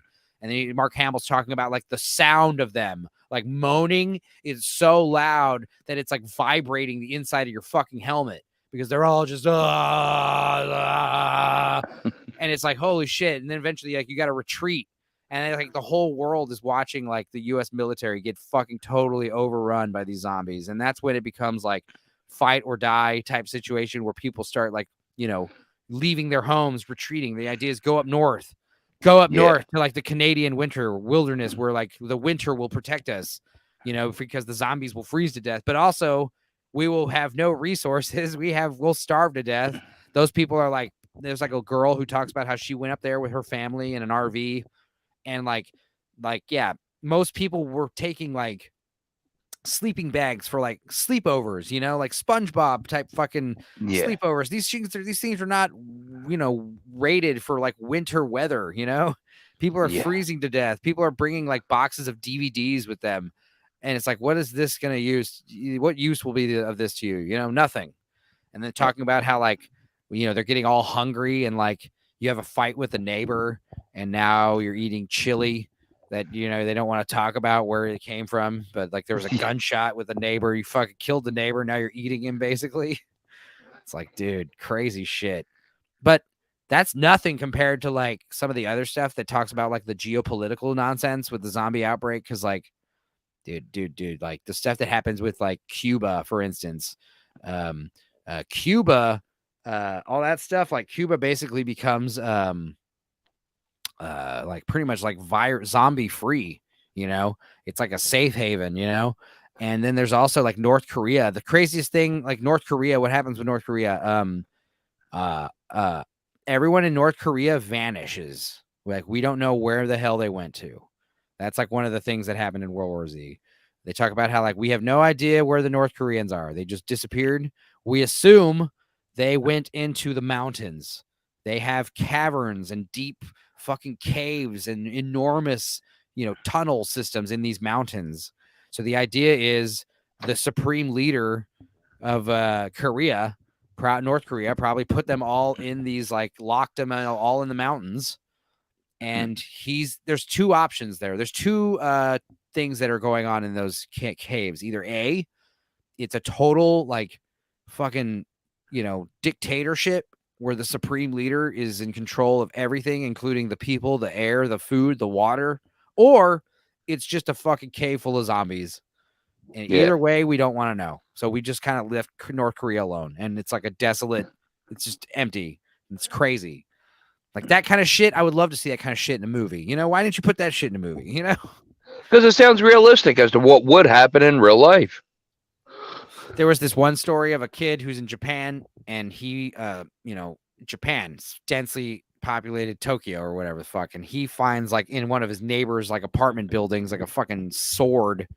And he basically talks about how he fucking just like escaped Tokyo with like one sword, just being really alert on his toes. And that's the thing about the Yeah. World War Z book. It's not just like the story of Brad Pitt. It's not the story of one guy that wasn't even in the book. It's the story of like everyone. And Yeah.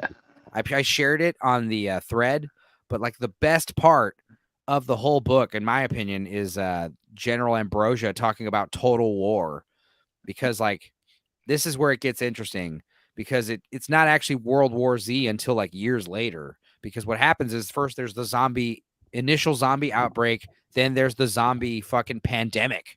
And that's when everyone basically either dies, becomes a zombie, or retreats to like the mountains, retreats to the wilderness. So now it's like everyone's living in these smaller communities in the wilderness. We're like fenced in. We have like local towns now. People are basically rebuilding. They're starting new communities. Like people were talking about how like, I used to be like these people that were making so much money in the real world, being like investment bankers and actors and stuff, they were useless.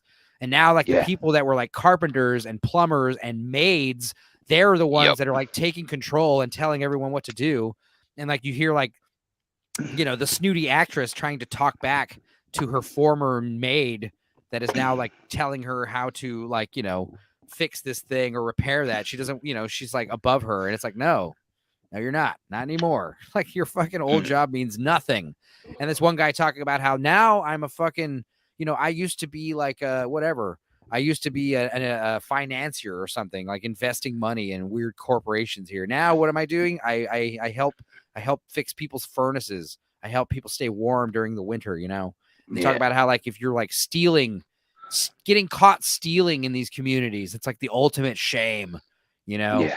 To turn on your neighbors like that in this time, after all the zombie shit we went through, but then the plot thickens because while, in secret meetings, in submarines, in the fucking motion, you have like,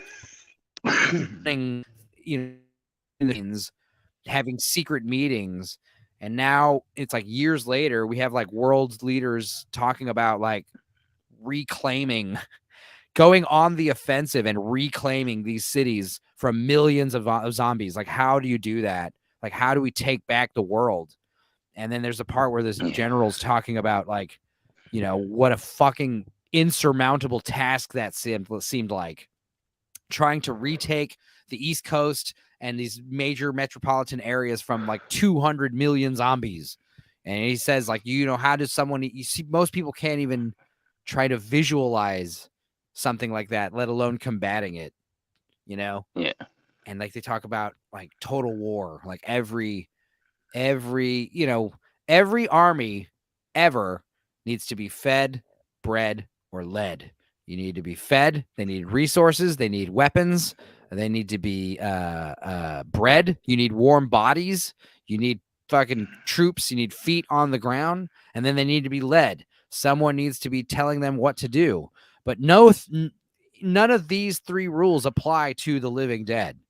And they were talking about how it was kind of like the Arachnids and Starship Troopers is what it reminds me of, or the Terminators. Like, we're engaging with an enemy that is engaging in total war. When I say total war, it's like that's impossible to engage total war because you have people, not everyone's going to fight. You got people that are too old, people that are too young, people that are sick, people that don't want to fight, conscientious objectors, And then you've got people that can't fight every minute of every day. You got people that got to sleep, they got to eat, they got to take dumps. They can't be fighting every minute of every day. It's impossible. But like Terminators can, fucking, Arachnids seem to be able to. These zombies, they don't do any of that shit. They don't need food. They don't need water. He says you could lock 100 of them into a room for 3 years. Open the door, they come out just as deadly. You can't. They have, basically, they don't need any resources. There's no depot lines you can sever, no supply lines you can cut. You can't like surround them and like starve them out.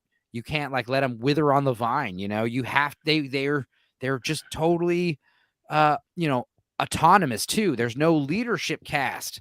You can't like kill a president zombie, and there's no like lead head zombie like in the head vampire. You kill the head zombie, all the other people turn back to normal or some shit. No, and that's the craziest shit. It's like, warm bodies. Like, eventually your numbers start thinning in any war. You get casualties, and whoever gets more casualties. But the thing about the zombies is every one of their fucking casualties they cause, they get a new troop. Like they can actually, they swell their ranks by thinning ours. And like, we can only get weaker attacking them where they might actually come out stronger at the end. It's just such a crazy thing. And the idea is, like I said, like these bombs and shit don't work. So what they started doing is they just reinvented the whole fucking system. They have like you get an armored suit and this, you have like a sidearm and a rifle that you rarely use. Rifles are for like, long distance, and every shot, you aim every shot, shoot for the head. You never like waste ammo. And also your main weapon is this like shovel / like pickaxe they develop called like a lober or something. Like a lobotomizer or something they nicknamed it. I don't remember.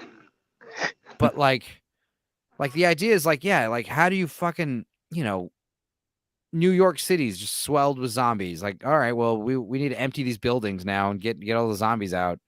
It's like that would take some crazy crack cleanup team, So yeah, I definitely recommend the book, especially the audiobook. It's so insane and so like I'm still just like barely grazing the surface, They talk about like people living in these like ocean communities where like they just like someone's like there's a literal like military submarine, a nuclear powered submarine, and it's off the coast of Costa Rica or somewhere, and around it like people have brought their little yachts and their little boats, and they're all like kind of anchored and tethered to the submarine, and they're all using energy from the power reactor, and they basically have their own little like ocean community where they like live like close to the shore, off the shore. But then it becomes crazy because they realize like, holy fuck, 100,000 zombies under us in the water. Like they've literally like walked out here trying to get us. They're like at the bottom of the fucking water underneath us, It's like shit. There was a movie where they did that. They tried to escape to some island, but the zombies had beat them there because they had been traveling under the water since the outbreak. Yeah, there's like Dawn of the Dead at the end where they get to the island, and then there's also like the zombies walking at the bottom of the ocean in Land of the Dead. That stuff was good. That stuff was great. But yeah, they don't need to breathe, It's like But yeah, that's also gross. Like the idea of like the waterlogged zombies, ew. The underwater zombies, they would get all gross. They would probably just like disintegrate after a while, Like, like you try to fucking, one tries to grab you and you just pull your arm up and the fucking arms just come right off. Well, then you go back to the argument of, okay, is this going to affect the animals or not? Because if they're in the bottom of the ocean rotting away, then there's lots of marine life that's going to start eating at them. Yeah. I mean, yeah, they get like a boiled chicken after a while. It's disgusting. Imagine like a zombie Jaws. Oh yeah, zombie sharks. I'm sure that's been done, hasn't it? Surely. It has to have been done by now. I mean, there's how many Sharknadoes? Those damn asylum movies, Zombie Yeah. Shark. Let's see. There's literally a movie called Zombie Shark. It's called Shark Island. It's from Sci-Fi. Jesus. Shot in Madisonville, L.A. Yeah. Christ. An experimental shark goes on a rampage after escaping from a research facility. There's also Ghost Shark. Zombie tidal waves. What the hell does that even mean?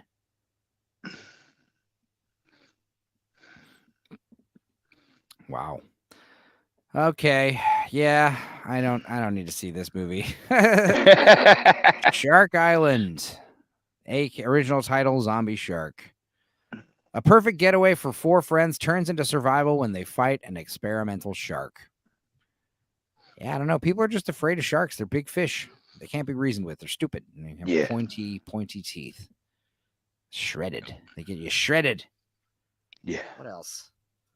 Yeah, I don't know. Any zombie movies coming out? I mean, we got Evil Dead Rise. What else?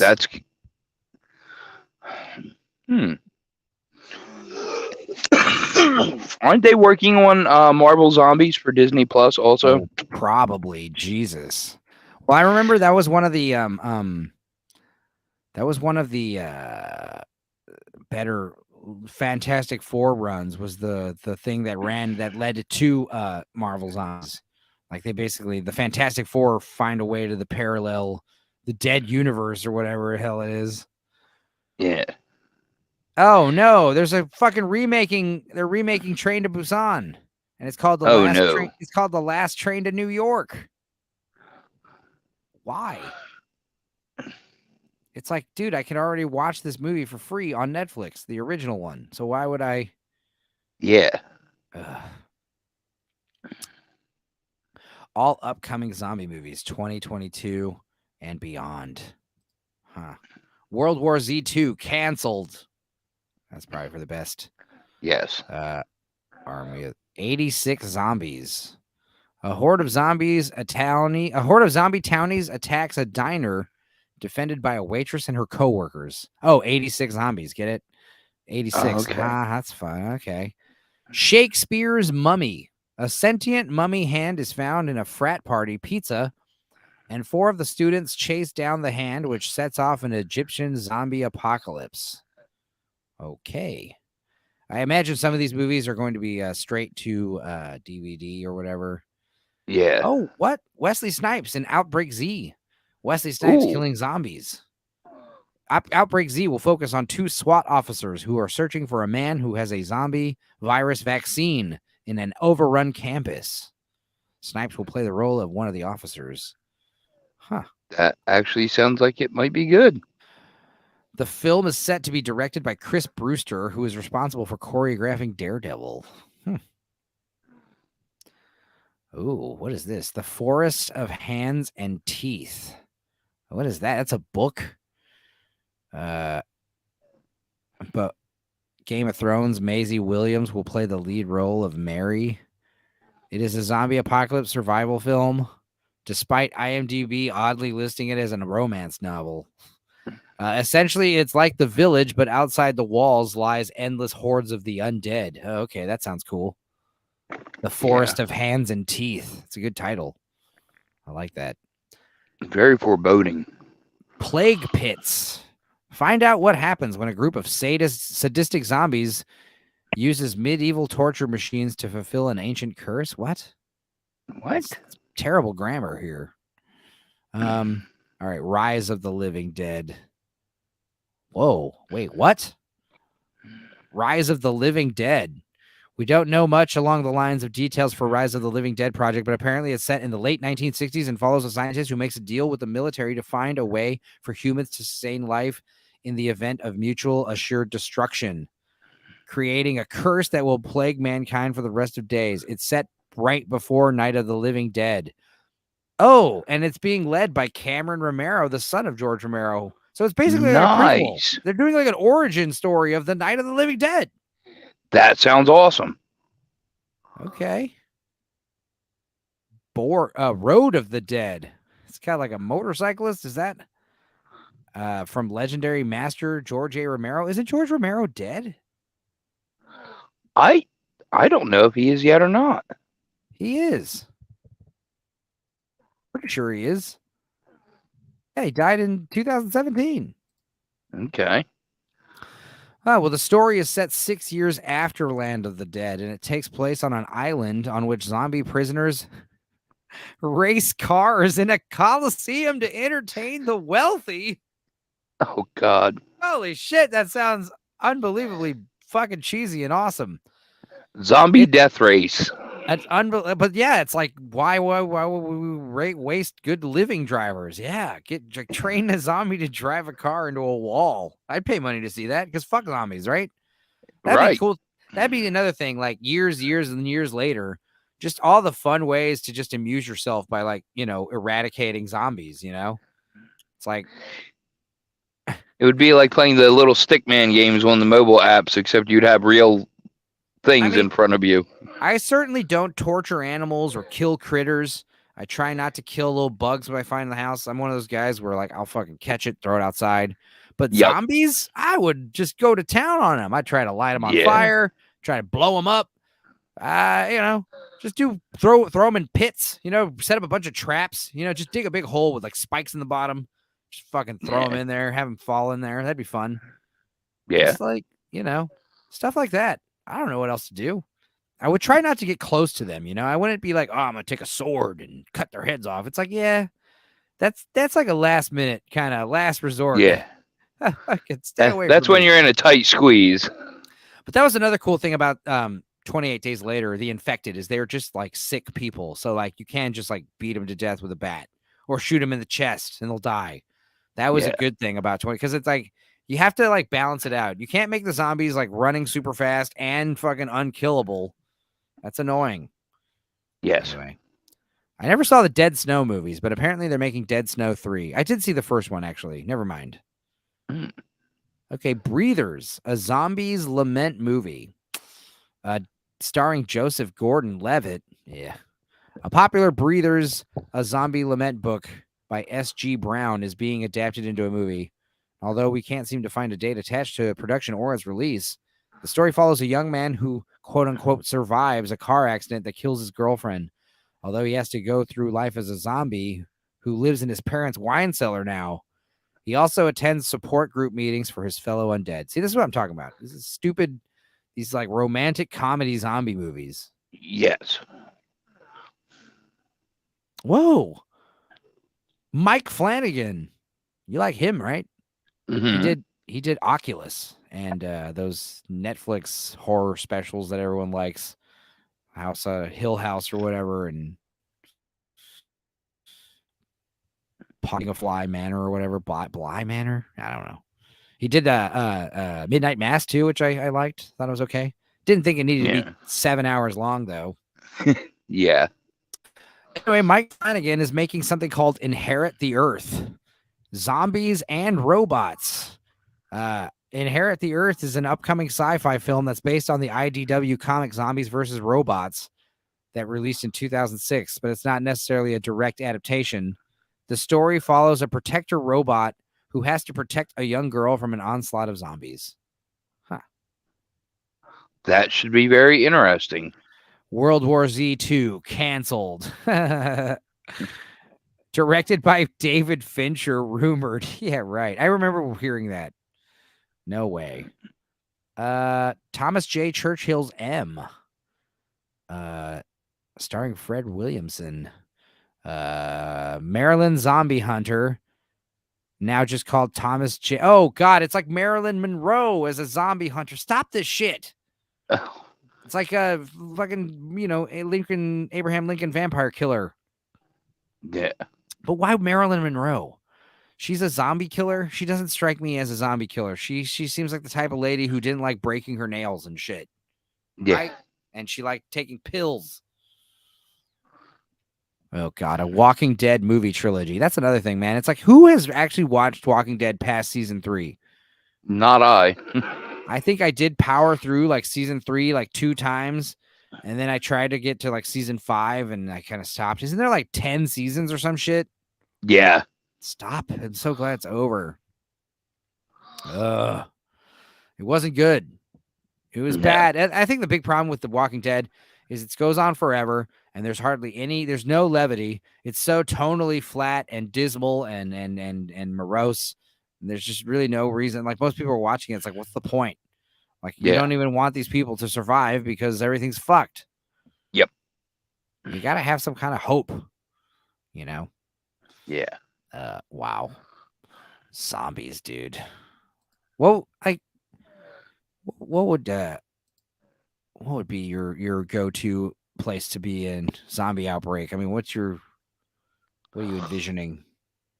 If I got to pick where I would be stuck when the outbreak happens, it would be something like a home store, like Home Depot, Lowe's. I would have tons of resources, materials. I could make weapons. I could make a shelter. Yeah. Yeah, that was kind of the thing about the Dawn of the Dead movies. Like, yeah, you're trapped in a mall. It's a good place to be. Yeah.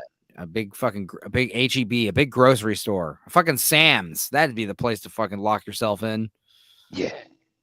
But then again, it's like, how do you get everyone else? All right, everybody, I'm taking over the Sam's now. Stop your looting. It's like, you'd have to have a crew of guys with guns. Like, all right, everybody, whatever you got, you're right. Get out.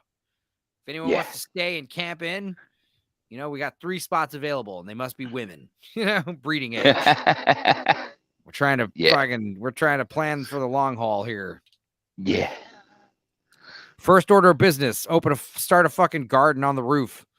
Fucking barricade all the entrances and exits with like fucking trucks and shit or something.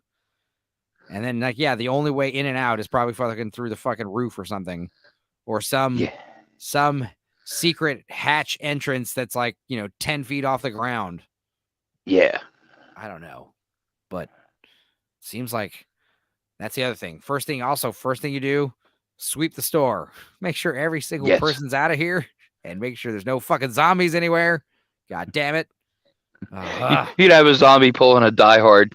Dude, he's like in the air vents. We don't even realize it. You're like, what the fuck? I think you're safe for like 4 days, And that's the thing. It's like, you could be living in a place for a week, and you're like, oh, wait, there's a basement. Oh, there's like a secret room down here in this basement. Like, pull your gun out. There could easily be a zombie in there. Like, yes, you have no way of knowing, because like, it's not like I said, it's like not like they'll ever starve to death or run out of air.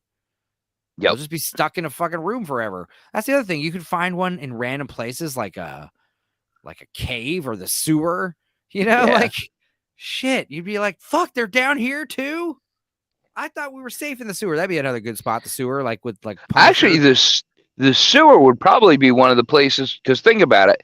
How many bodies are disposed of that way? So you would already have some starting down there. And then if there's an open manhole while they're just lumbering around, they're going to fall down there and get stuck. Yeah. Yeah, that was like a part of The Last of Us, the game, that was super fucking good, was where we start going to like the people were living in some kind of underground like sewer community, and they had been living there for years, but it just took one guy to get infected and not tell anybody to fucking turn it all into a sewer full of zombies. You're like, oh no. And it was one of those things where like, you have to walk through, you're trying to get from point A to point B, and the only way through is like fucking through this like door underground facility type shit. But yeah, it was crazy. Also, like the world building, because like it's not just like there's like all these zombies running around the sewers, but it's also, you see like the home they had built in the sewers. They had all these bunk beds and cots and like rooms and sections, and it was definitely like all like you definitely felt lived in. Yeah, it was cool. Like all that world building, all the set design in the game of The Last of Us. And I hear that's something that the show is doing really well. It's all Hmm. the shots of like buildings with like all these fucking plants grown over them, Yeah. overgrown vegetation. That was another thing that probably I Am Legend did good, like the way New York's Times Square looked. Nature took back over. Yeah, deer and mountain lion running around. It's Yeah. just it's rowdy. But also, yeah, I mean, that was one of those movies where as soon as you see the dog, you're like, well, that dog's gonna die because it's like Yeah. there's nobody else around here, and they're probably not gonna kill Will Smith to the end. Yeah. Yeah, I don't know, man. I mean, and as far as like other zombies, I prefer. Obviously, everyone prefers the slow zombies because like I don't want to fucking deal with fast zombies. Yeah. Corpses. But so you were doing morgue runs, huh? That sounds like a movie in and itself. It really wasn't all that glamorous or exciting. It That definitely was, doesn't sound glamorous at all. yeah. But No. exciting, maybe. Seems like Yeah. you could have a cool like a plot revolved around a guy picking up corpses from a morgue, doing his routine corpse pickup. One of Yeah. the corpses ain't exactly dead. Yeah. There was a creepy ass movie called Night Watch with Ewan McGregor. Did you ever see that one where he's like a night security guard at like at a morgue, and like creepy fucking like killer happenings start happening? It sounds familiar. Yeah, it was like one of his earlier American roles, Yeah. before he became Obi-Wan. And also, I think it was probably right after Trainspotting. Hmm. It's not a zombie movie. It sounds like a zombie movie, but Shallow Grave with Ian McGregor and Danny Boyle movie. That one is so good. Hmm. Before they did Trainspotting, they had made that movie, and it was with that guy, the fifth Doctor Who. What's his name? The guy who was in 28 Days Later. Oh. The army guy. Yeah. I promised these people I'd give them women. That was another thing about 28 Days Later was like Danny Boyle talking about because there was multiple endings to that movie, and one of the endings they had planned out was talking about Danny Boyle talking about how like they didn't want the idea of like curing that girl's father, Brendan Gleeson played, who I hope he wins an Oscar this year for that movie, Banshees. But yeah, as far as like, yeah, I mean, that's what Danny Boyle was saying. It's like, okay, so we had toyed around with like, all right, there's a cure, but it's like, okay, but if this virus, like a drop of blood infects you in 20 seconds, like how the fuck are you going to convince the audience that there's a cure, Yeah. And so like the thing they had come up with was like, you have to do a complete blood transfusion. Every drop has to be donated and swapped with a donor. And of course, the catch is the donor will be infected. So in the original ending, Cillian Murphy, he sacrifices himself, and in the end, he like straps himself on a bed. So like he cures what's her name's dad, and then he walks off, and it ends with him like strapped on the bed table, all infected.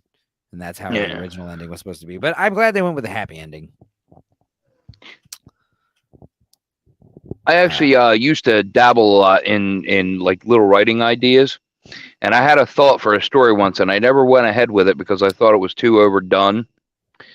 But it was a post zombie apocalypse world, and there was one guy, and he was immune to the virus. However, there was a chemical reaction that would happen to him, and he turned like basically like feral, like Wolverine when he first had the adamantium ripped out of him. Okay. Like friend or foe, he just mowed through everything until it wore off. So he's like a superhero type, anti-hero type character. Exactly. But like I said at the time, I was like, it's overdone, so I never did anything with it. But I always thought it'd be cool to see on like a screen. Dude, yeah, like my biggest story that I want to do is like a superhero story, but it's like, yeah, the fucking so much superhero fatigue. It's like, I'm not even going to try to make that a thing until like 10, 15 years from now. Yep. when I gotta bring superhero movies back, but like, yeah, I still haven't seen it done yet, and I've seen people get close, but like, yeah, I just want to see like a super hyper realistic, like, what the fuck? There's two guys flying around fighting each other, like, what the fuck, dude? And it's like, why and who and how? Yeah. Nothing spectacular, nothing crazy. There's nothing alien going on. Just like, yeah, just totally. Did you see the one with Sylvester Stallone, the new one? No, the bystander, the Something Samaritan. to that effect. The Samaritan, yes. Yeah, Samaritan. Oh, I highly recommend. That was a good twist. Cool. I've heard like mixed things. I've heard it was dumb and fun, and I heard it was great, and I heard it was bad.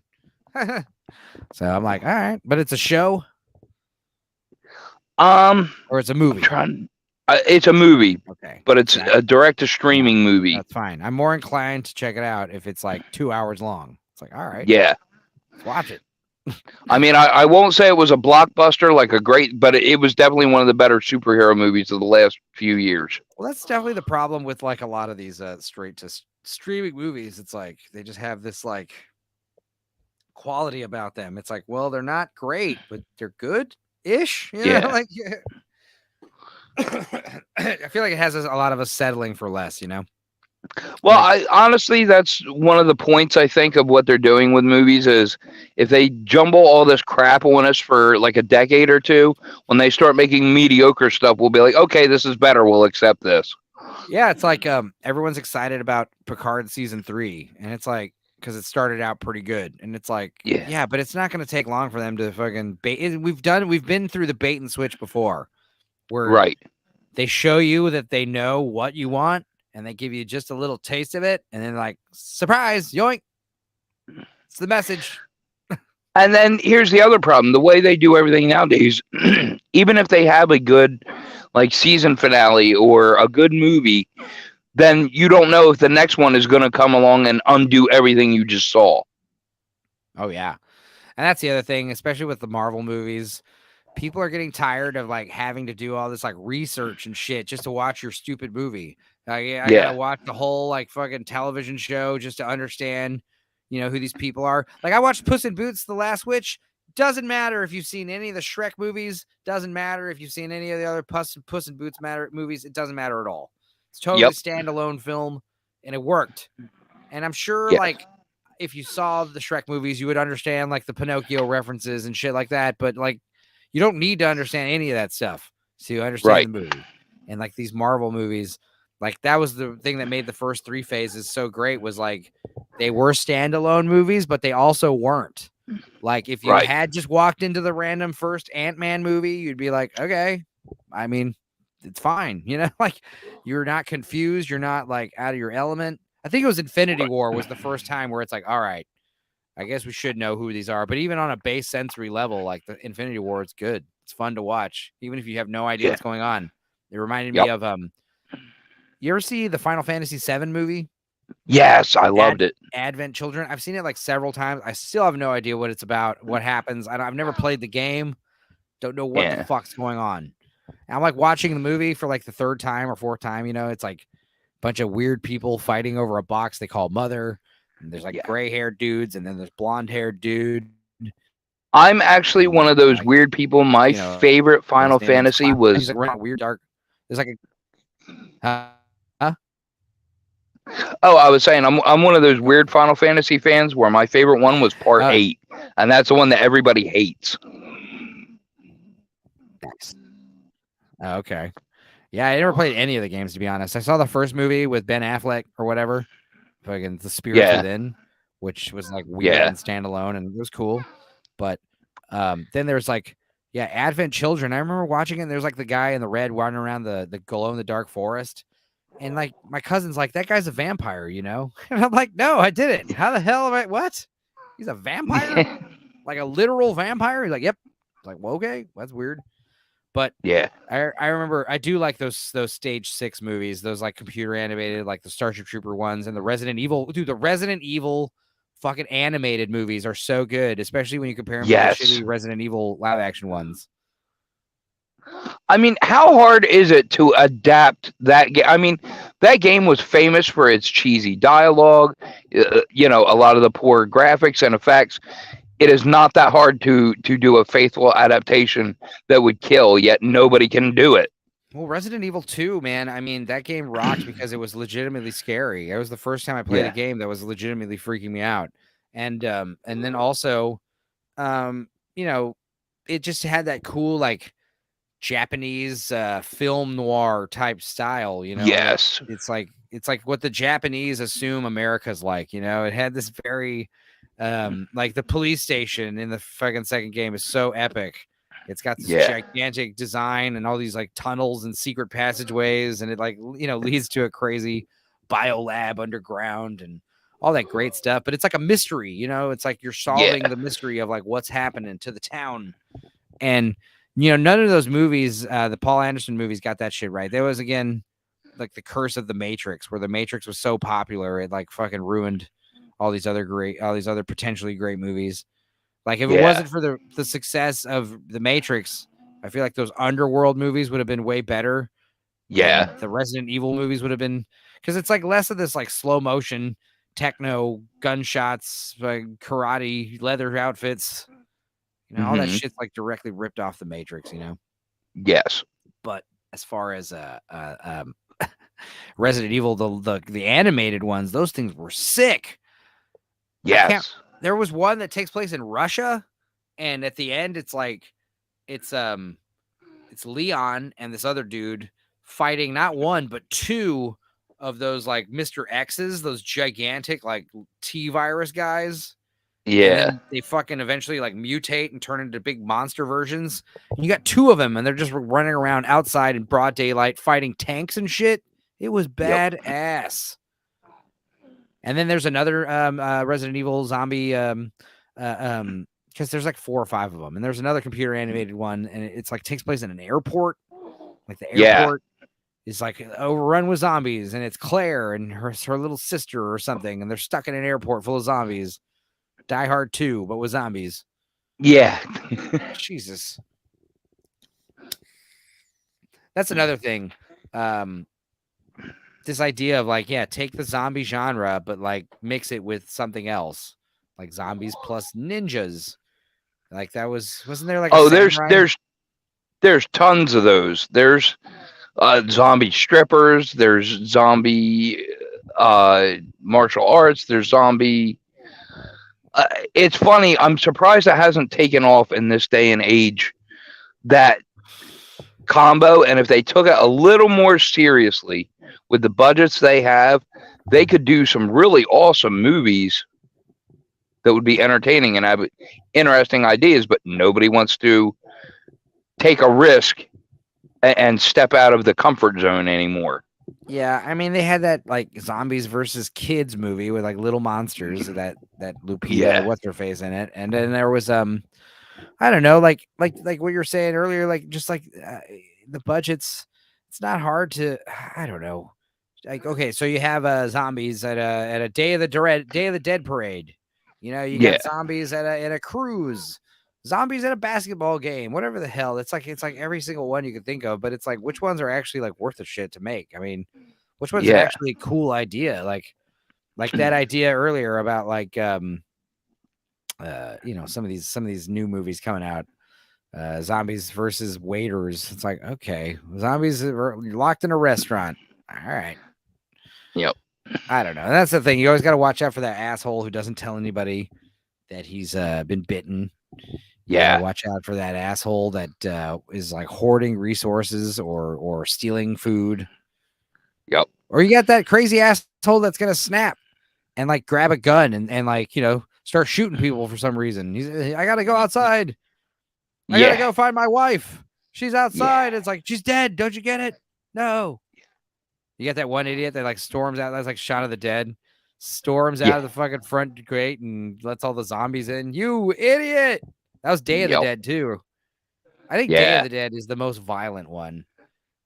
The Day of the Dead from the 80s has like the most graphic fucking violence of like Yes. zombies like leaning over tables and all their organs falling out.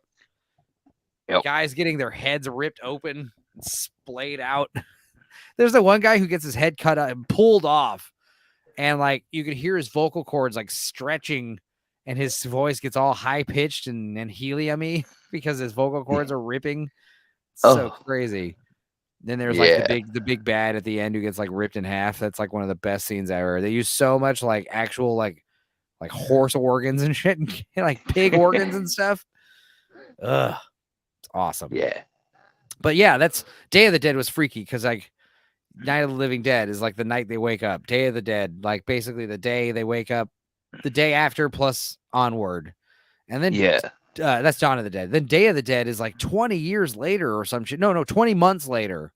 20 Yeah. months later, and these guys are like living in a missile silo in Florida, you know, off the coast of Florida. So that was a crazy one. And then of course it's like there's all these zombies there that they're doing research on. So it's just like, yeah, the zombies that they're experimenting on break you loose and everyone dies at the end. That's basically every zombie movie. It's like people trapped somewhere, they're fighting or arguing or making friends with each other, and then a bunch of zombies break in and everyone dies, and that's it. Yeah. It's a bleak ending. Yeah, that's the other thing. It's like I was saying with Walking Dead. It's like, how do you go? Where do you go from here? Like, okay, all right, we lived another day. Now what? That was one of the things I liked about Shaun of the Dead is at the ending they gave it an actual one, and he kept his friend in the shed out back. Oh yeah, but also how quickly like the military show up with their guns and just quickly dispatch them all. Like, oh, it was easy. Great. Yeah. Good job, military. But yeah, that opening montage where he's like flipping through the channels, that's still like one of my favorite scenes of all time. Where he's like, panic on the streets of London. Like people being eaten alive. Mass reports of people being literally eaten alive. Yeah. Also, that was another great part in Shaun of the Dead where they say the zombie word one time. And he's zombies out there. And he's like, don't say that. Don't say what? That. The dead word. It's like, why not? Yeah. Because it's ridiculous. But that's also ridiculous. Like in fucking, The Walking Dead, like they've never called them a zombie. Like seriously, it's just called walkers. They're walkers. Yeah. Never in 10 seasons has someone ever said the word zombie. That's just ridiculous. Yes. We know what they are. Same thing with like 28 days. 30 days of night. Mm-hmm. 30 days of night. It's like where that one guy is like, they're like vampires or something. You gotta have at least one person say the line. Yes. Like fucking zombies. Ugh. I hate that shit where like, it's like, oh, this is a world where like nobody knows what a zombie is. No one's ever heard of that. George Romero never made his movies. Yeah. Like, that's stupid. That makes it scarier that we know what a zombie is. Yeah, exactly. It's like, oh, it's finally happening. Zombies. We've all joked about it for years. Yeah. Now it's happening for real. Fuck. Like, surely that has to be part of it, of the plot. People coming to terms with like, okay, so in the movies you shoot them in the head. Is that how it works in real life? Oh, I'll be damned. It would definitely be like get George Romero on the phone. How would he know? How is he so right? It's worth a try. Yeah, we'll try to just resurrect his body because he's dead. We'll do a seance. It's like if zombies became a thing, then I would definitely believe in like Ouija boards and shit all of a sudden. I would definitely be like more inclined to like give a Ouija board a try if the fucking literal living dead were running around outside. I would also try going into a church. Like, hey, maybe they can't fucking step on hollowed ground like a vampire. Who knows? Right. Maybe holy water does something to them. I don't know. Try anything. Yeah. That was another cool thing about 28 Days Later, though, was like the infected just starved to death. It's like, oh, cool. Just leave them alone for a month. They'll die. It's like, that's a great ending. Cause it's like, oh, they're just people. They're not the living dead. Cause the idea that they're that fast and that contagious. Cause that was the thing about 28 Days Later that was so scary. It's like one drop of their fluid gets in your eye and you become a fucking killer in Yeah. seconds. It's like, okay, that's a bit much. Yep.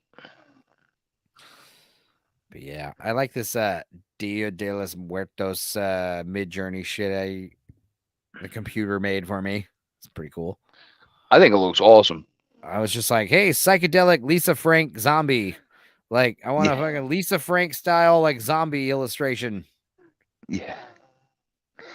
Reminds me of the posters we used to have growing up in the 80s and 90s that you took the black light to would really pop out in the room. Yeah, dude. I mean, I definitely put like, yeah, blacklight poster on here. Yeah. I've been, just cranking out the mid journey stuff for fun, just for shits and giggles. I'll just be sitting around thinking of something and I'll be like, how about, stills here? Let's do some zombie art. Let's see if I can make some stuff right now. Now, wait, my mic might get disconnected.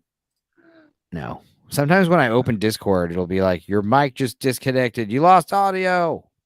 Oh, no. Also, it's great when you're here.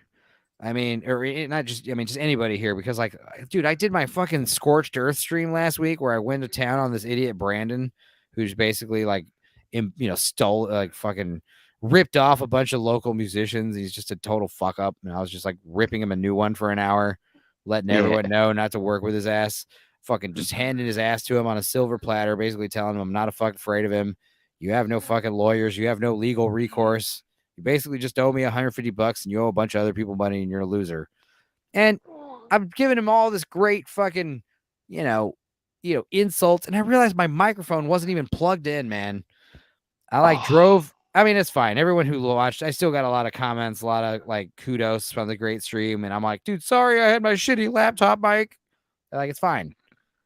But I was so like livid. I drove into town from my trip and like, I gave this guy like 48 hours, dude, because he was just ignoring me. And I was like, bro, seriously. So I made a post on Facebook. Immediately he responds saying like, oh, I'm going to sue you basically for saying shit. Yeah. I was like, okay, now it's on for real. Like now I'm going to speed home so I can just plug in my computer, go live immediately and just fucking go ballistic on you. And anybody wants an update, I did get a word from Jackie and she was like, you're right. I fucking totally cut ties with him. Now he's threatening to sue me. It's like, oh, fuck you, dude. She's like, he's full of shit. He's a loser. He's a liar. So we're all laughing at you, Brandon, still. So ha, ha, ha, ha, ha. But yeah, I am sorry I didn't plug in my awesome mic. It would have been sounded, those insults would have sounded so much sweeter if I just had a nice microphone on. I still have yet to test out my new one that I sent you guys a picture of. I'm still on my headset sitting out in my truck like I did in the beginning. Oh, well, it sounds fine. Yeah. But yeah, you didn't. Oh, Dad, I didn't realize you've been sitting in your truck this whole time. Shit. Are you cold or anything like that? Fuck. No, that's why I sit in the truck. It's got heat. Your car's like running and shit. Damn, dude. All right. Well, that was not necessary, but thanks anyway, man. I appreciate you coming in here. But yeah, like that's the other thing. It's like, yeah, like when someone's in here, like you could tell me, like if I have any audio issues, like shit, dude. Like I can't tell you. I can't tell you how many times I'm like showing us.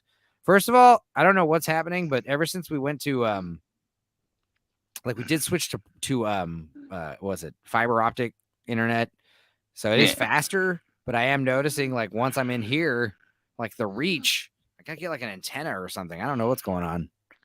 Yeah, range extender. But like anytime I try to share screen tabs, it briefly just starts fucking up, and it used to not do that. Oh yeah. Hey, that's my sister. Oh wait, I know this. Okay. Oh, okay. Well, hi, sister. So what else? Any other thoughts on zombies? Oh, tons. That used to be like our thing. Like, me and the guys back in the 90s, we would hang out and talk about different scenarios. Like, okay, if you're in this situation, the outbreak occurred, what are you going to do? Or, what's something that you might come across? And again, we were talking about like the different animals or like hybrid creatures or things of that effect. Sometimes we'd go way out in left field. I mean, you could talk different zombie concepts for days. That's one of the things that always surprised me about the genre is there's so many things that could possibly be explored, Yeah. but they're never really like seriously done. Like zombies versus Bigfoot. Or Yeah. whatever. Let me see. Let me get on Midjourney and put in a zombie prompt. See if I can make Midjourney bot make some cool zombie art. Yeah, you want a zombie doing anything specifically?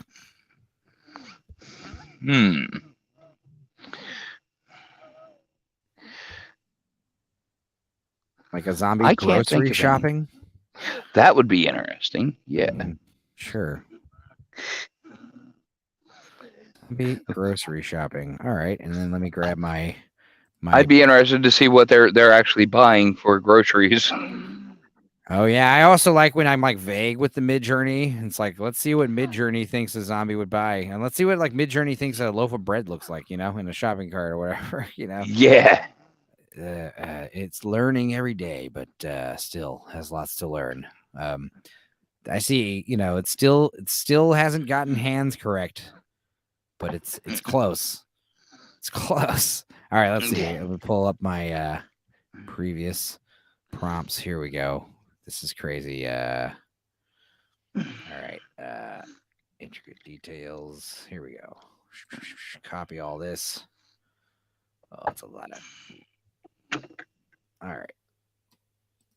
Copy. Paste. And we'll give that a minute. All right. I'll come back to you in a second. And then, as far as other interesting zombie backdrops, like zombies, like the idea of retconning, doing a zombie black and white 60s feature, a mad scientist experimenting with radiation wakes up a corpse. Also Frankenstein. Hey, Frankenstein, that's the original zombie movie, right? Yeah. Oh, if we're going down that avenue, we could always talk about Frankenweenie. Dude, yeah, I saw the live action, the animated one once, but I used to see the live action short one all the time. I had it on VHS. Yes. Yep. Little short film. Pee-wee. Dude, the Pee-wee movie Tim Burton did. It's so good. Yeah. Let's talk about the biker scene with Elvira. He does the tequila dance and wins all their hearts. He walks out of there wearing one of their vests and shit. we hope you find your bike, Pee-wee. Yeah. God. But yeah, Tim Burton, man, it's like he's one of those directors that just kind of Beetlejuice. And then everything after that is just trying to do he's got that. What's going on with that sequel? I heard that was supposed to come out this year. I'd rather not. I'd rather it didn't. Let's just leave it alone. Yeah. Let's let one fucking franchise just be one and done. I mean, it already had that terrible cartoon show that nobody liked. Yeah. There's the pollinating is happening right now. The allergies, the pollinating.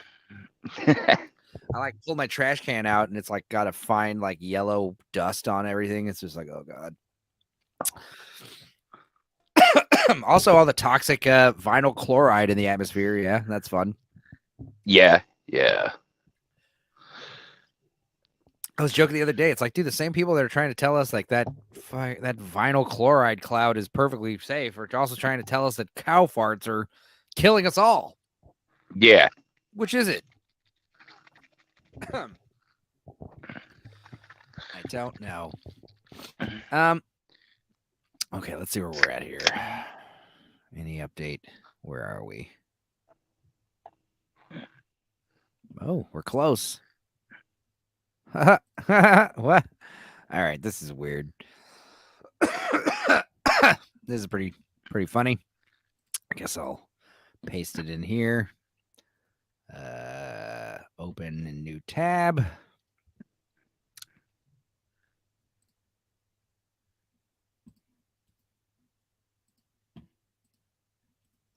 Holy shit, that's actually pretty good, dude. Honestly, for just giving it some pretty loose instructions. I mean, obviously, this is not a zombie grocery shopping, but this one is. Yeah. This is he's buying some juice. He's in the produce section. So Hmm. is this guy. This guy too. They're all buying like I don't know what the hell this guy is, but this is like a Mars attacks alien. And of course they're selling Mass Daily. Mass Daily. He's in the peanut section, I guess, or something. I don't know. What are these, coconut waters or something? I don't know. I guess top right is the winner. Yeah. That's pretty great. Pretty good. Pretty good. The ray tracing. It just gives it that great like video game look I like. Yeah. Anyway, yeah. I don't know. Anything else about zombies? I mean, they suck, right? You don't want to deal with them? Yeah. Nightmare and a half. Yeah. Let's hope it never happens. I mean, I know people joke about it. Oh no. Breaking news, ladies and gentlemen. Holy shit. Check stop in Texas. Someone crashed through the check stop. Holy Lord. If you guys know about the check stop, whoa. What the hell? You're hearing it first, folks, on Tales from the Dorkside. Breaking news, the famous kolache stop, check stop. This place is famous for their kolaches. They're in the middle of Texas, between Austin and Dallas, somewhere on I-35. Wow. It's funny because, like, that is crazy. I hate to say it, but check stop, there's check stop, and it's right across the street is Slovacek's. And I like Slovacek's better. Slovacek's is bigger. It's got more variety gas station stuff, and it's got also better kolaches, I think. But Check Stop was there first. Check Stop was the original. But you have to understand, like, this place is a kolache shop. It's super popular. It's on the side of the highway. And then on the exact other side of the highway, a competing kolache stop opens, and they're bigger and newer and better. And now, years later, a freaking white asshole car drives right through your front door. That sucks. I'm sorry, Check Stop. Hopefully, you guys will be back to making your boudin kolaches soon. That is crazy. I don't like that news. Sorry to be the, I'm just the messenger here. I just got the news. That sucks. But at least Slovacek's is still okay. I'm gonna write that. At least Slovacek's is still cool.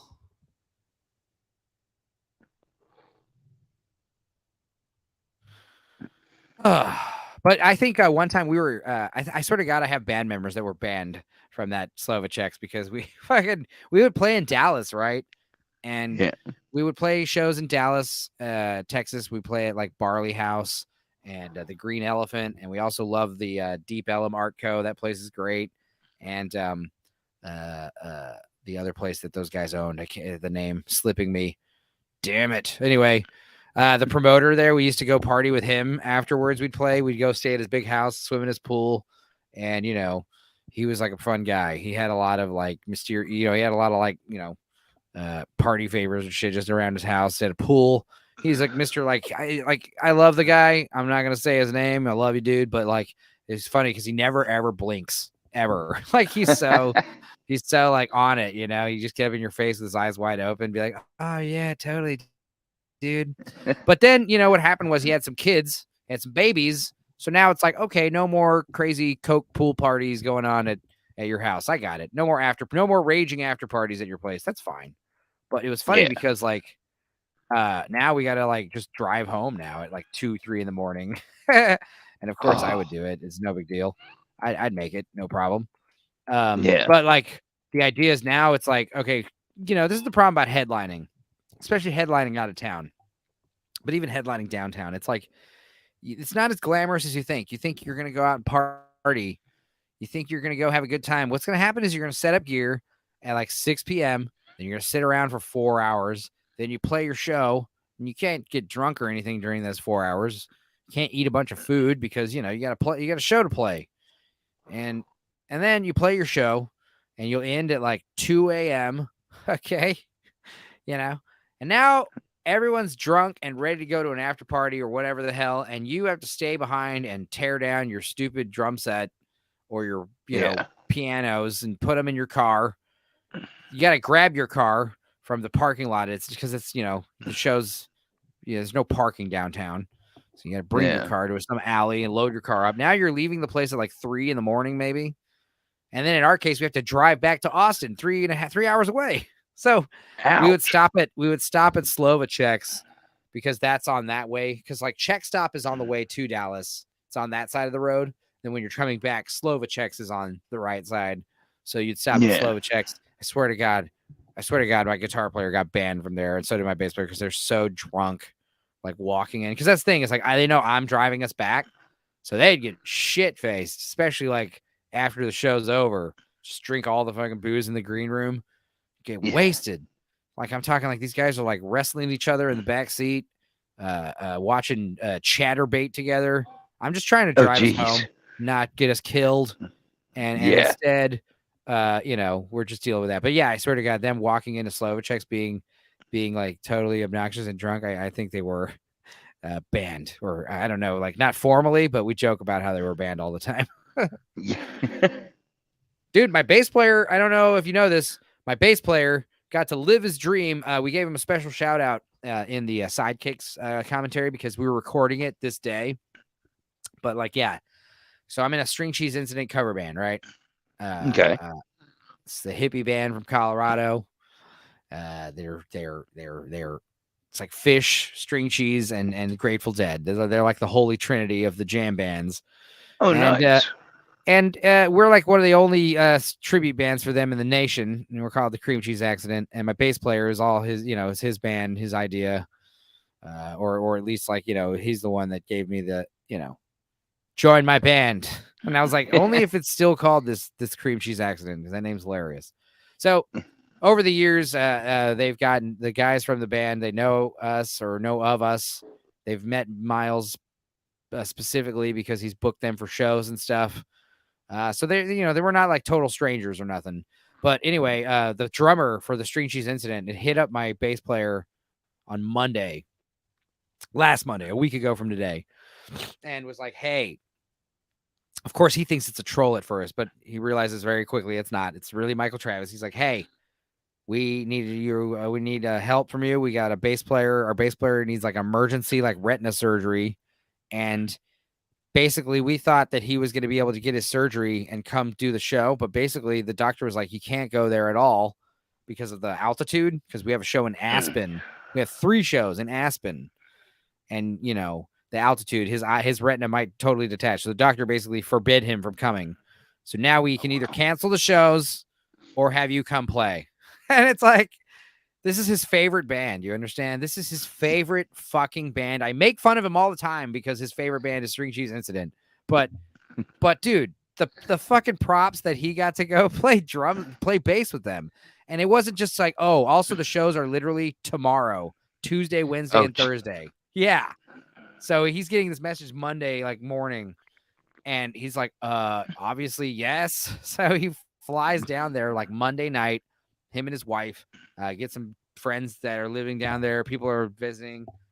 It wasn't just him either. It was the bass player from Green Sky Bluegrass also filling in, and also the bass player from Kyle Hollingsworth's band, the piano player for the band. He has a side project, solo project, and it was his bass player also. But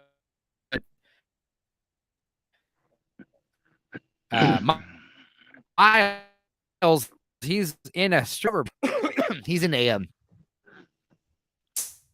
Miles is in this tribute band, so he better know shit. Do not bring shame to your family, I was telling him, or and of course he didn't. He brought honor to his family, because we were joking about how in the Sidekicks movie I was like giving him a special shout out because like he was like playing that night, Tuesday night, got to play with his favorite band, and like everyone was like, hands down. He only played like a few songs here and like 3 songs here in one set, 3 songs in the second set. But everyone was like, that bass player from the String Cheese cover band, he knows what he's doing. He's got it on point. He's like hands down like the dude who's sounding the best. Yeah, it turns out the Green Sky guy, he's like on a stand-up bass. So it's like, oh, that's not the same. So what was funny is like we have like this big 70 song like spreadsheet of all the songs we know. So we had given them that spreadsheet so they can basically just like look at all the songs we know and build their set list around that. And by the third night, my bass player Miles, he got to play the whole second set. They let him play the whole second set. And then the best part is though, on the second day, they took his microphone away because he like stole the group hoot, which is like a thing that the guitar player usually does. It's like his banter where he talks to the mic, everyone on the stage, and gets everyone to like make a big like howling sound. Yeah. And he always does it. And dude, my bass, Miles, dude, he's just totally like feeling high on life. He's like, we want to give a special shout out to Keith, the bass player. We hope he gets better. So we want him to feel the love. So on the count of 3, make some noise. 1, 2. And you can see the guitar player like visibly like what the hell's happening? He's putting his hands up like, whoa, wait, what? He's like looking around like, is he seriously doing this? Is he seriously doing the group hoot right now? Like, what the hell? He's like visibly like shocked, you know? He's got his like mouth wide open. It was so funny. And we have like my keyboard player like videotaping it because the best part is these shows were streamed. These shows were recorded. So like I want to go through the actual live stream and get the highlight reel. Dude, like apparently my bass player is like telling the band like how these songs start and shit. You know? You can hear him. You can hear him in his talk back. Like, oh, and that was the best part is like after the show's over or something, he says to the guitar player, Michael Kang, he's like, Kang, hey Kang, what's my name? What's my name? You know? So they took his microphone away the third day, but they did let him play the whole second set. So good for you, Miles. You're on cloud 9. I'm sure it's all downhill from here. No, I'm just joking. But it's like it was like they said in that Sidekicks movie. It's like the tortoises were singing for Miles that day or those 3 days. Yeah. Oh God. It's good stuff. But yeah, I don't know what time it is over where you're at, but it is going on midnight here. All right. Well, I mean, we've been talking for about almost 2.5 hours about zombies and shit, so we can wrap it up whenever. All right. But well, course, whenever you are, I just hanging out. Just keep going too. I mean, yeah, exactly same. I was hoping some of the other CCCP boys would pop in. I know. I'm surprised. It's been just us. I mean, it's cool. It's cool. It's just one guy. I mean, there is like. I was also worried about putting that link in the in that thread. I guess I'll remove that. Yeah. I'll go ahead and delete that now since no one used it. I'm gonna tell them they're all cowards for not coming in and defending your zombie honor. Defend World War Z in person, damn it. Yeah. Let's see here. A photo. Okay, here we go. But it was funny how everyone in this thread was like, no, the book was way better. The movie sucked. Why would you say this book? Why would you say this movie was good? Yeah. Oh, man. All right, I'll delete this StreamYard link. Delete. No one else can come now, or no randos can come anymore. But yeah, I don't know. Mondays are tough. I understand. Monday nights, especially like, Monday nights around midnight. Yeah. I hear ya. All right. Well, what else can a zombie do? Let's have a zombie. A zombie fighting crime? No, that's been done before. Something silly. Oh, okay. I got it. A zombie bartender. All right. What were you gonna say? What were you gonna say? I was gonna say it might be comical to see like a zombie farmer, because imagine if they run themselves over with the compactor. Well, I'd have to specifically say, a zombie farmer running himself over. That's the other thing, though. Midjourney's not very nice with violence. You can't say things like punch. Oh. You can say like 2 opposing villains in conflict, physical conflict. You can't say like a guy punching a dude in the mouth. Say that for some reason. Oh, it's very lame. That's what I'm saying. I'm hoping Elon Musk makes his like, I'm not trying to find like a crazy like alt-right AI, but I just want to find an AI that's not like limited by parental guidance, suggestive. Right. I want to like, why can't I make my own Midjourney nudies? Yeah. I mean, it's not that I want to, but I'm just saying, if I want a naked woman or a big butt, that's what I'm saying. I can't even say like guy with huge ass. You know, Yeah. a man with a Matter of fact, 200-pound man with a 500-pound ass. wasn't there a stream with you and your cousin where you were trying to do like this fart story, and all of a sudden it started censoring that too? Put zombie grocery shopping again, it would give me like 4 totally different pictures. You know, Yeah. bartender. And let's also change some of these. No, I like the way those looked. They're very like dynamic. I mean, the whole spiel. It's like this is what you have to put to get those results. It's like, well, I mean, some people get away with other stuff as long as you put words like 8K, shit like that. Like, yeah, it'll be very detailed. But what do you say here? You're like zombie bartender, comma. Whoa, somebody's making Cobra from Sly Stallone as as the Terminator. Some people make some fun shit in this stuff, but let's see here. Jump to present. Jump to the present. Where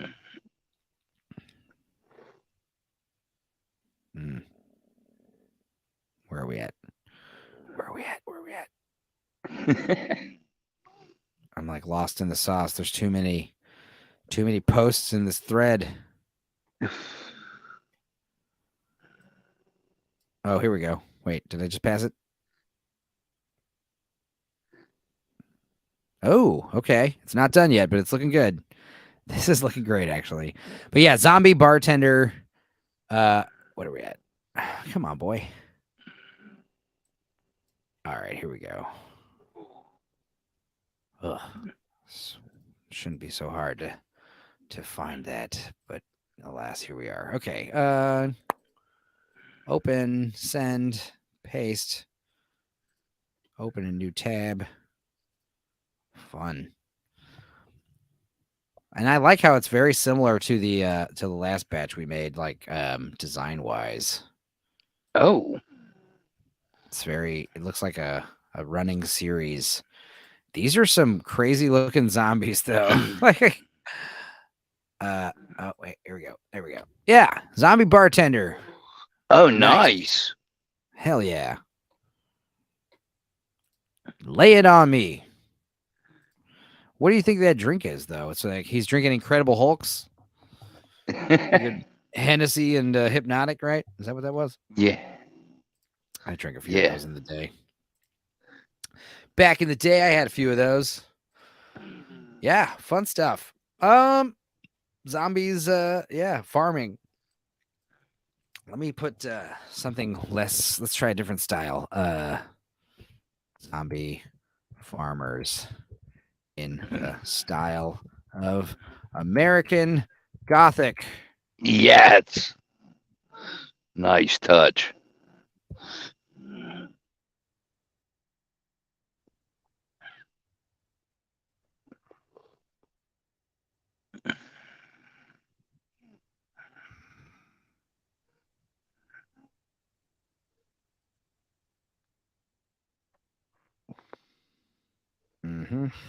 Let's see here. There's like so many zombie crossovers that could be done too. Oh God. What was that? That show, Little House on the Prairie, but with zombies. Yeah. You know, like whatever. Amish. Yes. Amish people. They're the only ones who don't know that this world's been overtaken by zombies. It's like, where are the damn sinners to come buy our pies? They haven't showed up today.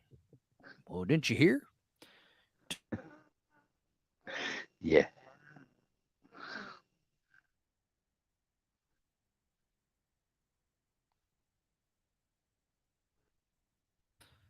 $8K. All right, and then we're just gonna say, oh, I gotta fucking imagine. You gotta type imagine. / imagine. Otherwise, you're just typing it for no reason. You gotta literally prompt the robot. All right, zombie farmers in the style of American Gothic, hyper detailed painting, American Gothic, zombie farmer, farm, zombie, 8K, couple. Stupid words you have to put to make sure The robot understands what the hell you're trying to say.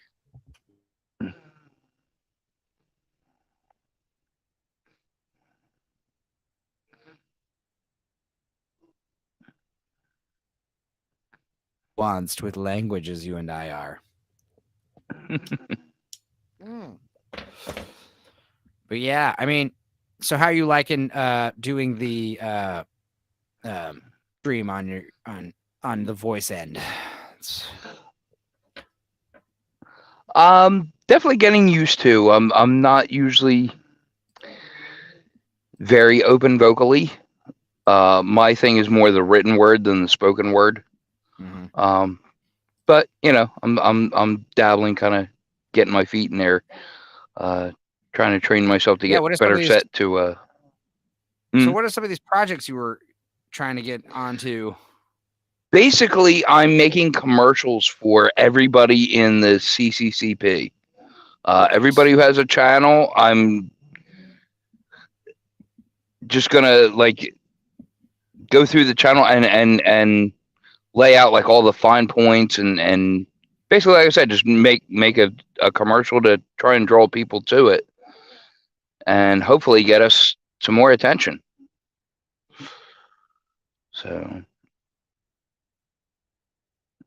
just trying to think of different ways to do promotion because yeah, I was talking to you on the last stream when I was in the chat end of it. I used to be an in-house radio DJ at a record store, and I would promote local bands, and I learned little tips Nice. and tricks to draw attention. So I'm trying to utilize that knowledge. Do you have any like bands with like really stupid or dumb names that you had to say on the air, and you're like, Jesus Christ? No, most of them were all right. Good. Some of my favorites were bands like the Shackies, Tied for Last. Cool. Yeah, none of them Snot. were really out there. What was that one band they were talking about? You were talking about last week, a couple weeks ago.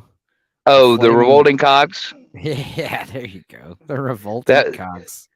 that was a Yeah. real band. Yeah, I know. Yeah, I'm in a band called Fecal Pickle, so I get it. The shock name. I had Yeah, dudes who were like, "Look, we'd love to have you play at our music festival, but we're not putting your name on the flyer." I'm just like, yeah, okay, that's not cool. yeah, It's like you're not even paying me, dog. I'm playing pro bono because it's funny. yeah, Yeah, this one a little, like I said, I went a little less descriptive, and it got a little weird. I don't know. These yeah, don't really strike me as zombies, but okay. But I did get the American Gothic thing right. I mean, it's definitely. I mean, I'll allow it. Give it a passing grade. Didn't get That an A bottom plus. left one is giving me vibes of Courage the Cowardly Dog, the old man. Totally. What a poor dog. Yeah, I mean, this shit right here is A plus. A plus, Yeah, Mid Journey. Great job. Zombie bartender. Yeah, sure. This looks like a zombie that can take drinks, like orders. Oh, what do you have, buddy? Like yeah, zombie that can talk. This guy, I don't want to fuck with this guy though. He seems like I don't want to go to this bar. This guy seems fun. This top left one. yeah, He's like having a drink himself. What's this coin? What is this? He's got a coin? Random. Yeah, I mean, I don't understand what's going on with his hairy arms. I mean, it's just weird what the computer decides to do. I don't yeah, like it. I mean, this guy, he's got like mold, fungus, yeah. something. Some kind of uh, what was it? Dental gear, headgear. I'm out here. Just, Mm. uh, uh, it's been definitely fetched some monster movies, and I guess the Dark Hour double Norris double feature that's pretty much in the bag. I just need to put that logo, obscure the fucking screen with that logo. I know that's annoying, Yeah, but just kind of has to be done. Besides, it's like yeah, one of these things where you've probably seen this dumb movie I'm making fun of anyway, and even if you haven't, you're not missing much. We'll keep you up to speed. It's like we're watching like an abridged version with jokes, so you don't have to. Yeah. Yeah, The Hitman was one of those movies where it was like I remember that movie being awesome. I remember talking in the Sidekicks commentary, like, "Hey, I remember The Hitman. That was like one of my favorites. It was good.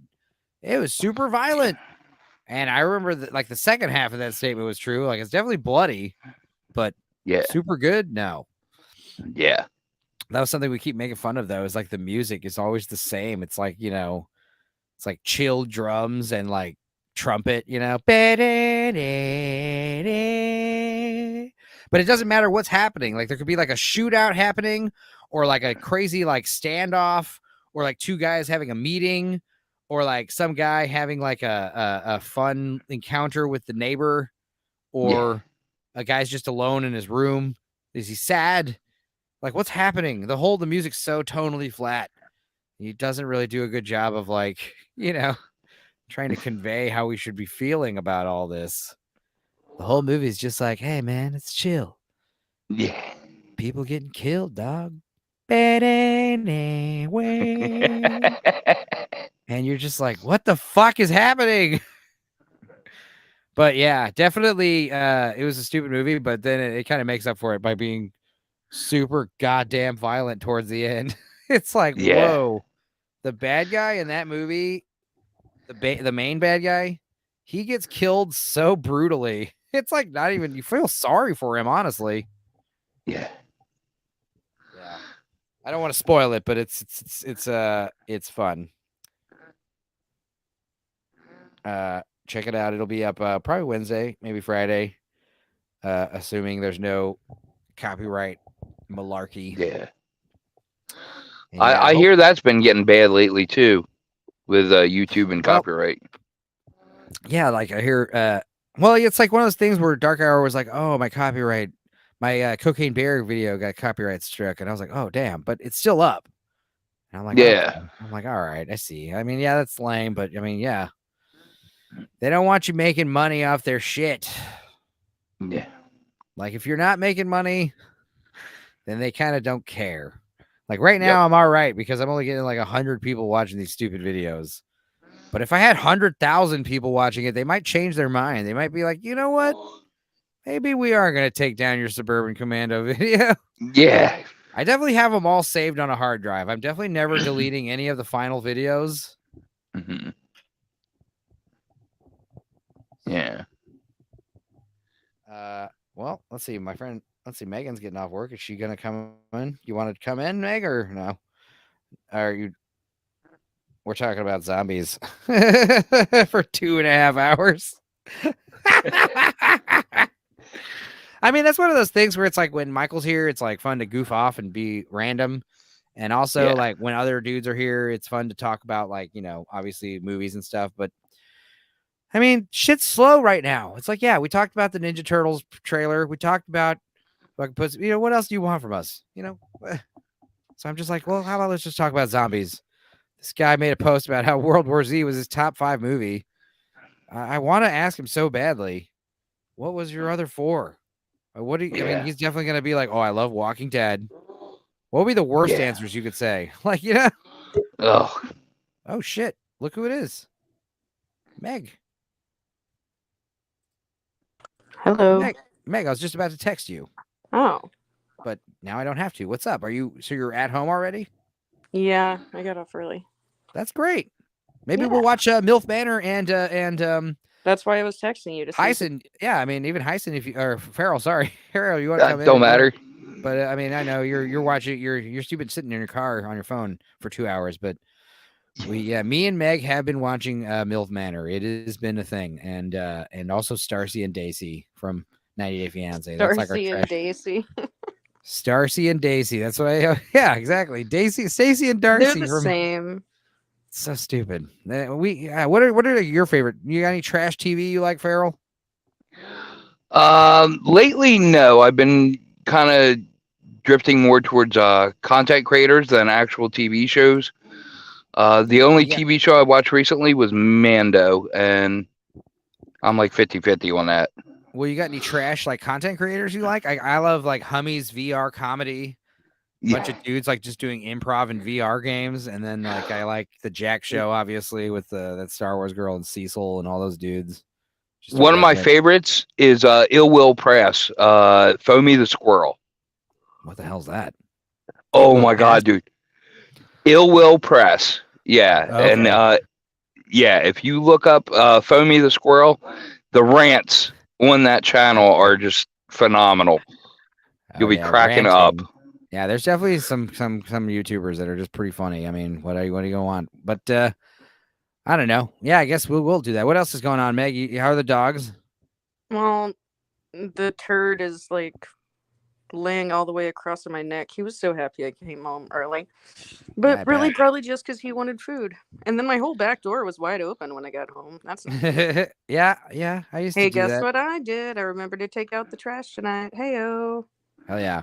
I took out my trash yesterday, but the funny thing is, like, we had a guy, he came by and helped me because I don't have tools to like trim my trees. But damn it, dude, I'm tired of paying these dudes these exorbitant money. Like this guy, first of all, like, okay, you're gonna love this, Megan, because this is like, you know, HOA type, you know, homeowners type nonsense stuff the ladies like to talk about. We're not talking about zombies anymore, but like, oh God, look at her dog.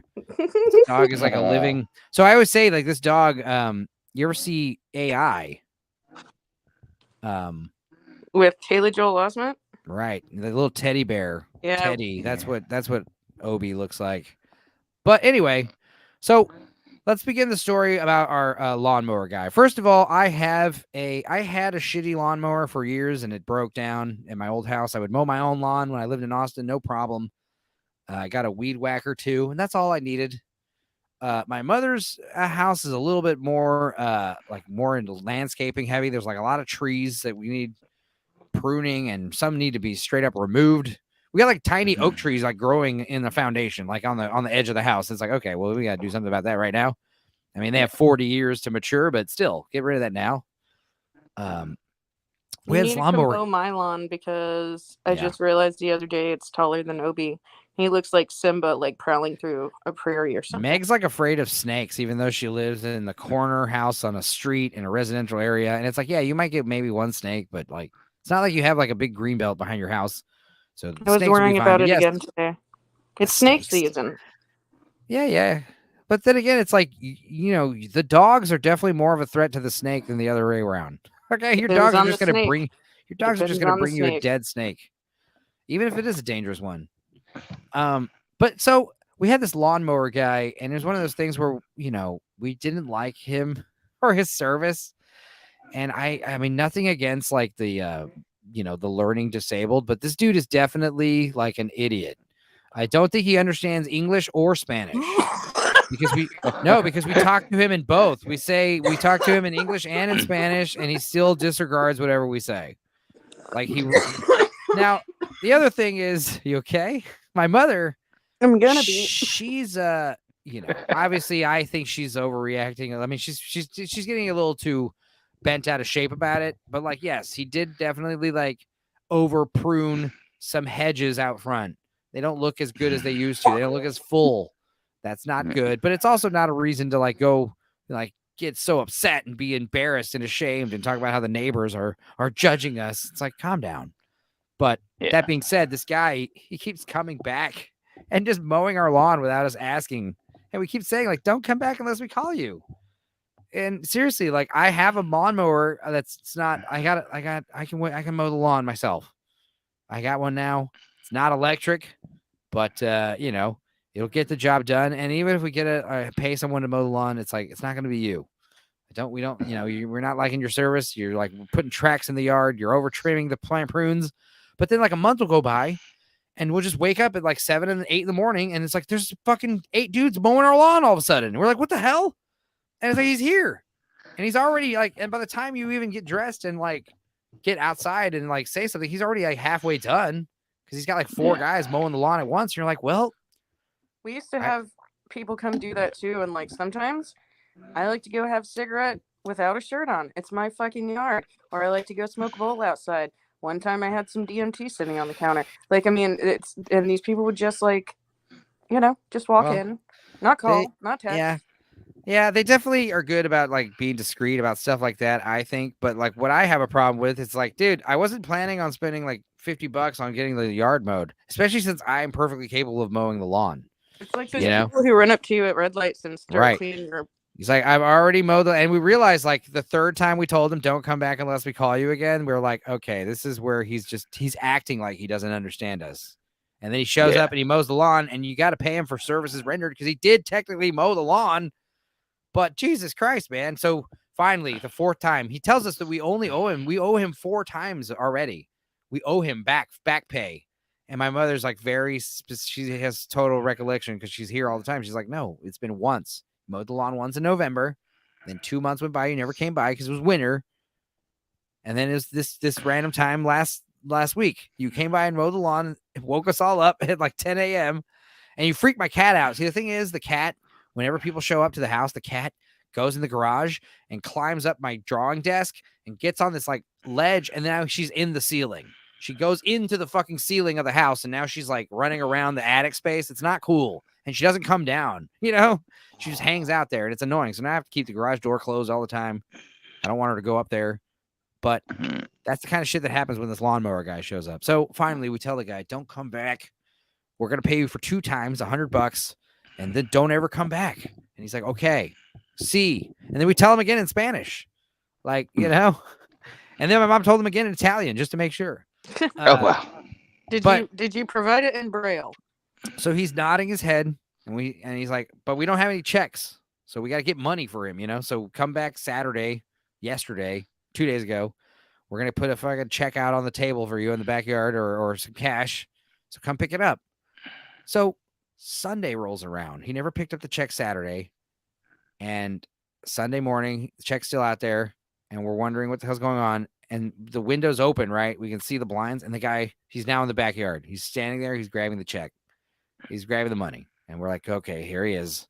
And I guess he doesn't see us like looking at him, because now what he does is he like looks around and he turns around and he goes back behind like the garage man cave building. And I'm like, he's taking a piss back there. I guarantee it. He's fucking taking a piss in the backyard. And I go outside and I'm just standing there like by the hot tub, you know? And he walks out back from that area and he's like, oh, hello, I have the money. And I'm like, yeah, what are you doing over there? And he's just like, okay, bye. Thank you. And I'm just like, motherfucker. ¿Qué estás haciendo allá? You know, like, what are you doing? I know you're pissing there. Don't come back, please. Sir, I'm begging you. Next time you come, I'm calling the cops.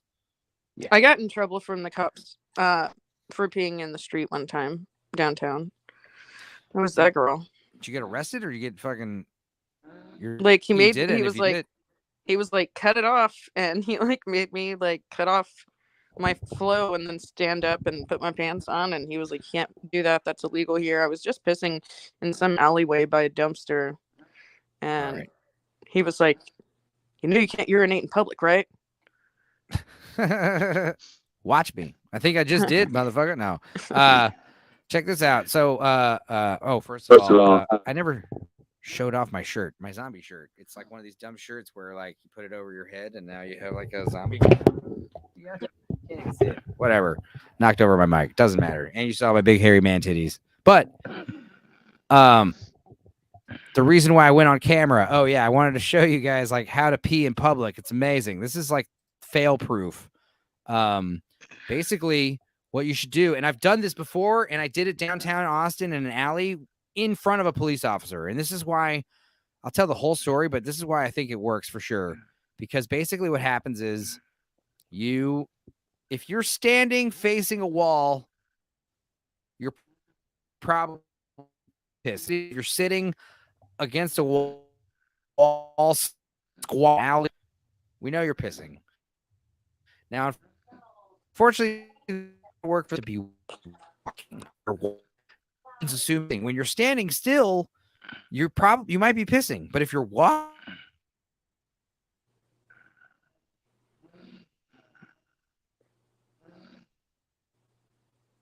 anybody else ever frozen screen? Sorry, phone here, dick in the hand here, or the other way around if you're right-handed. Then, like, basically what you do is you pretend you're on, pacing around, pinching your dick, and every other step, kind of like let it loose and squirt again. Take another step, squirt, and as you're walking, like you're doing like a, So weird. like a, squirt over there, squirt over there again as you're walking, and then just kind of pacing back and forth on the phone. Nobody's noticing. And like one time I was doing this for like the 100th time because it works so well. And I'm like downtown, like pretending I'm pissing, and I kind of stop and I'm like looking down the alley, and I see a fucking just a cop car just sitting in the alley, like facing me with someone like in the fucking driver's seat, just looking at me. And like I have my dick in my hands, like just like, and I just kept doing it. I just kept walking, turned around, and kept pissing. Put my dick away and just like kept walking. Dude never said anything. I was like fucking 20 feet from this guy. You know what I mean? Like I was like, it was one of these parts where I just like had to, if I had done something like put my dick back in my pants or panicked, it would have been over. But because I just like held eye contact and just kept like, squirting on I was like, no, That's you're not so winning. gross. It's gross, but it works. Damn it. You're acting like it's gross, but it's like, hey, who's the one who's pissing in public? No problem. Never getting tickets and shit. Yeah. So I had to crab walk while peeing once, leaving a Perfect Circle concert in San Antonio, and traffic was bottlenecked. Everybody was leaving at the same time, and I had to like pee a little bit, stand up and walk a little bit, pee a little bit, stand up and walk a little bit. there you go. Yeah, you do like a frog hop or something, a bunny hop. I don't know. Yeah. But yeah, that's like the thing is like, what are the ladies' like favorite positions? Like most guys just like kind of, I do like whatever. Dougie. No, I'm talking about peeing. What? I'm talking about when you For pee. peeing? You mean like outdoors or? Yeah, like you got to pee somewhere. You got to pop a squat. What do you do? I squat down and pull my pants or whatever it is that I'm wearing way, way far forward so that I don't pee on them, and then set my feet apart so that it doesn't splash on my feet.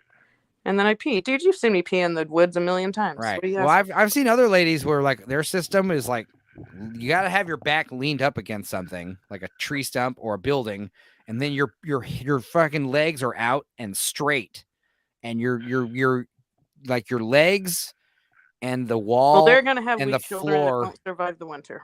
Are making like a triangle. So basically, like, yeah, I've seen that method a few times. Because your pants are around your ankles, but your feet are like, because your legs are straight, your feet are. I can pee in a urinal. Oh yeah. Yeah, but I got to do it backwards. So like,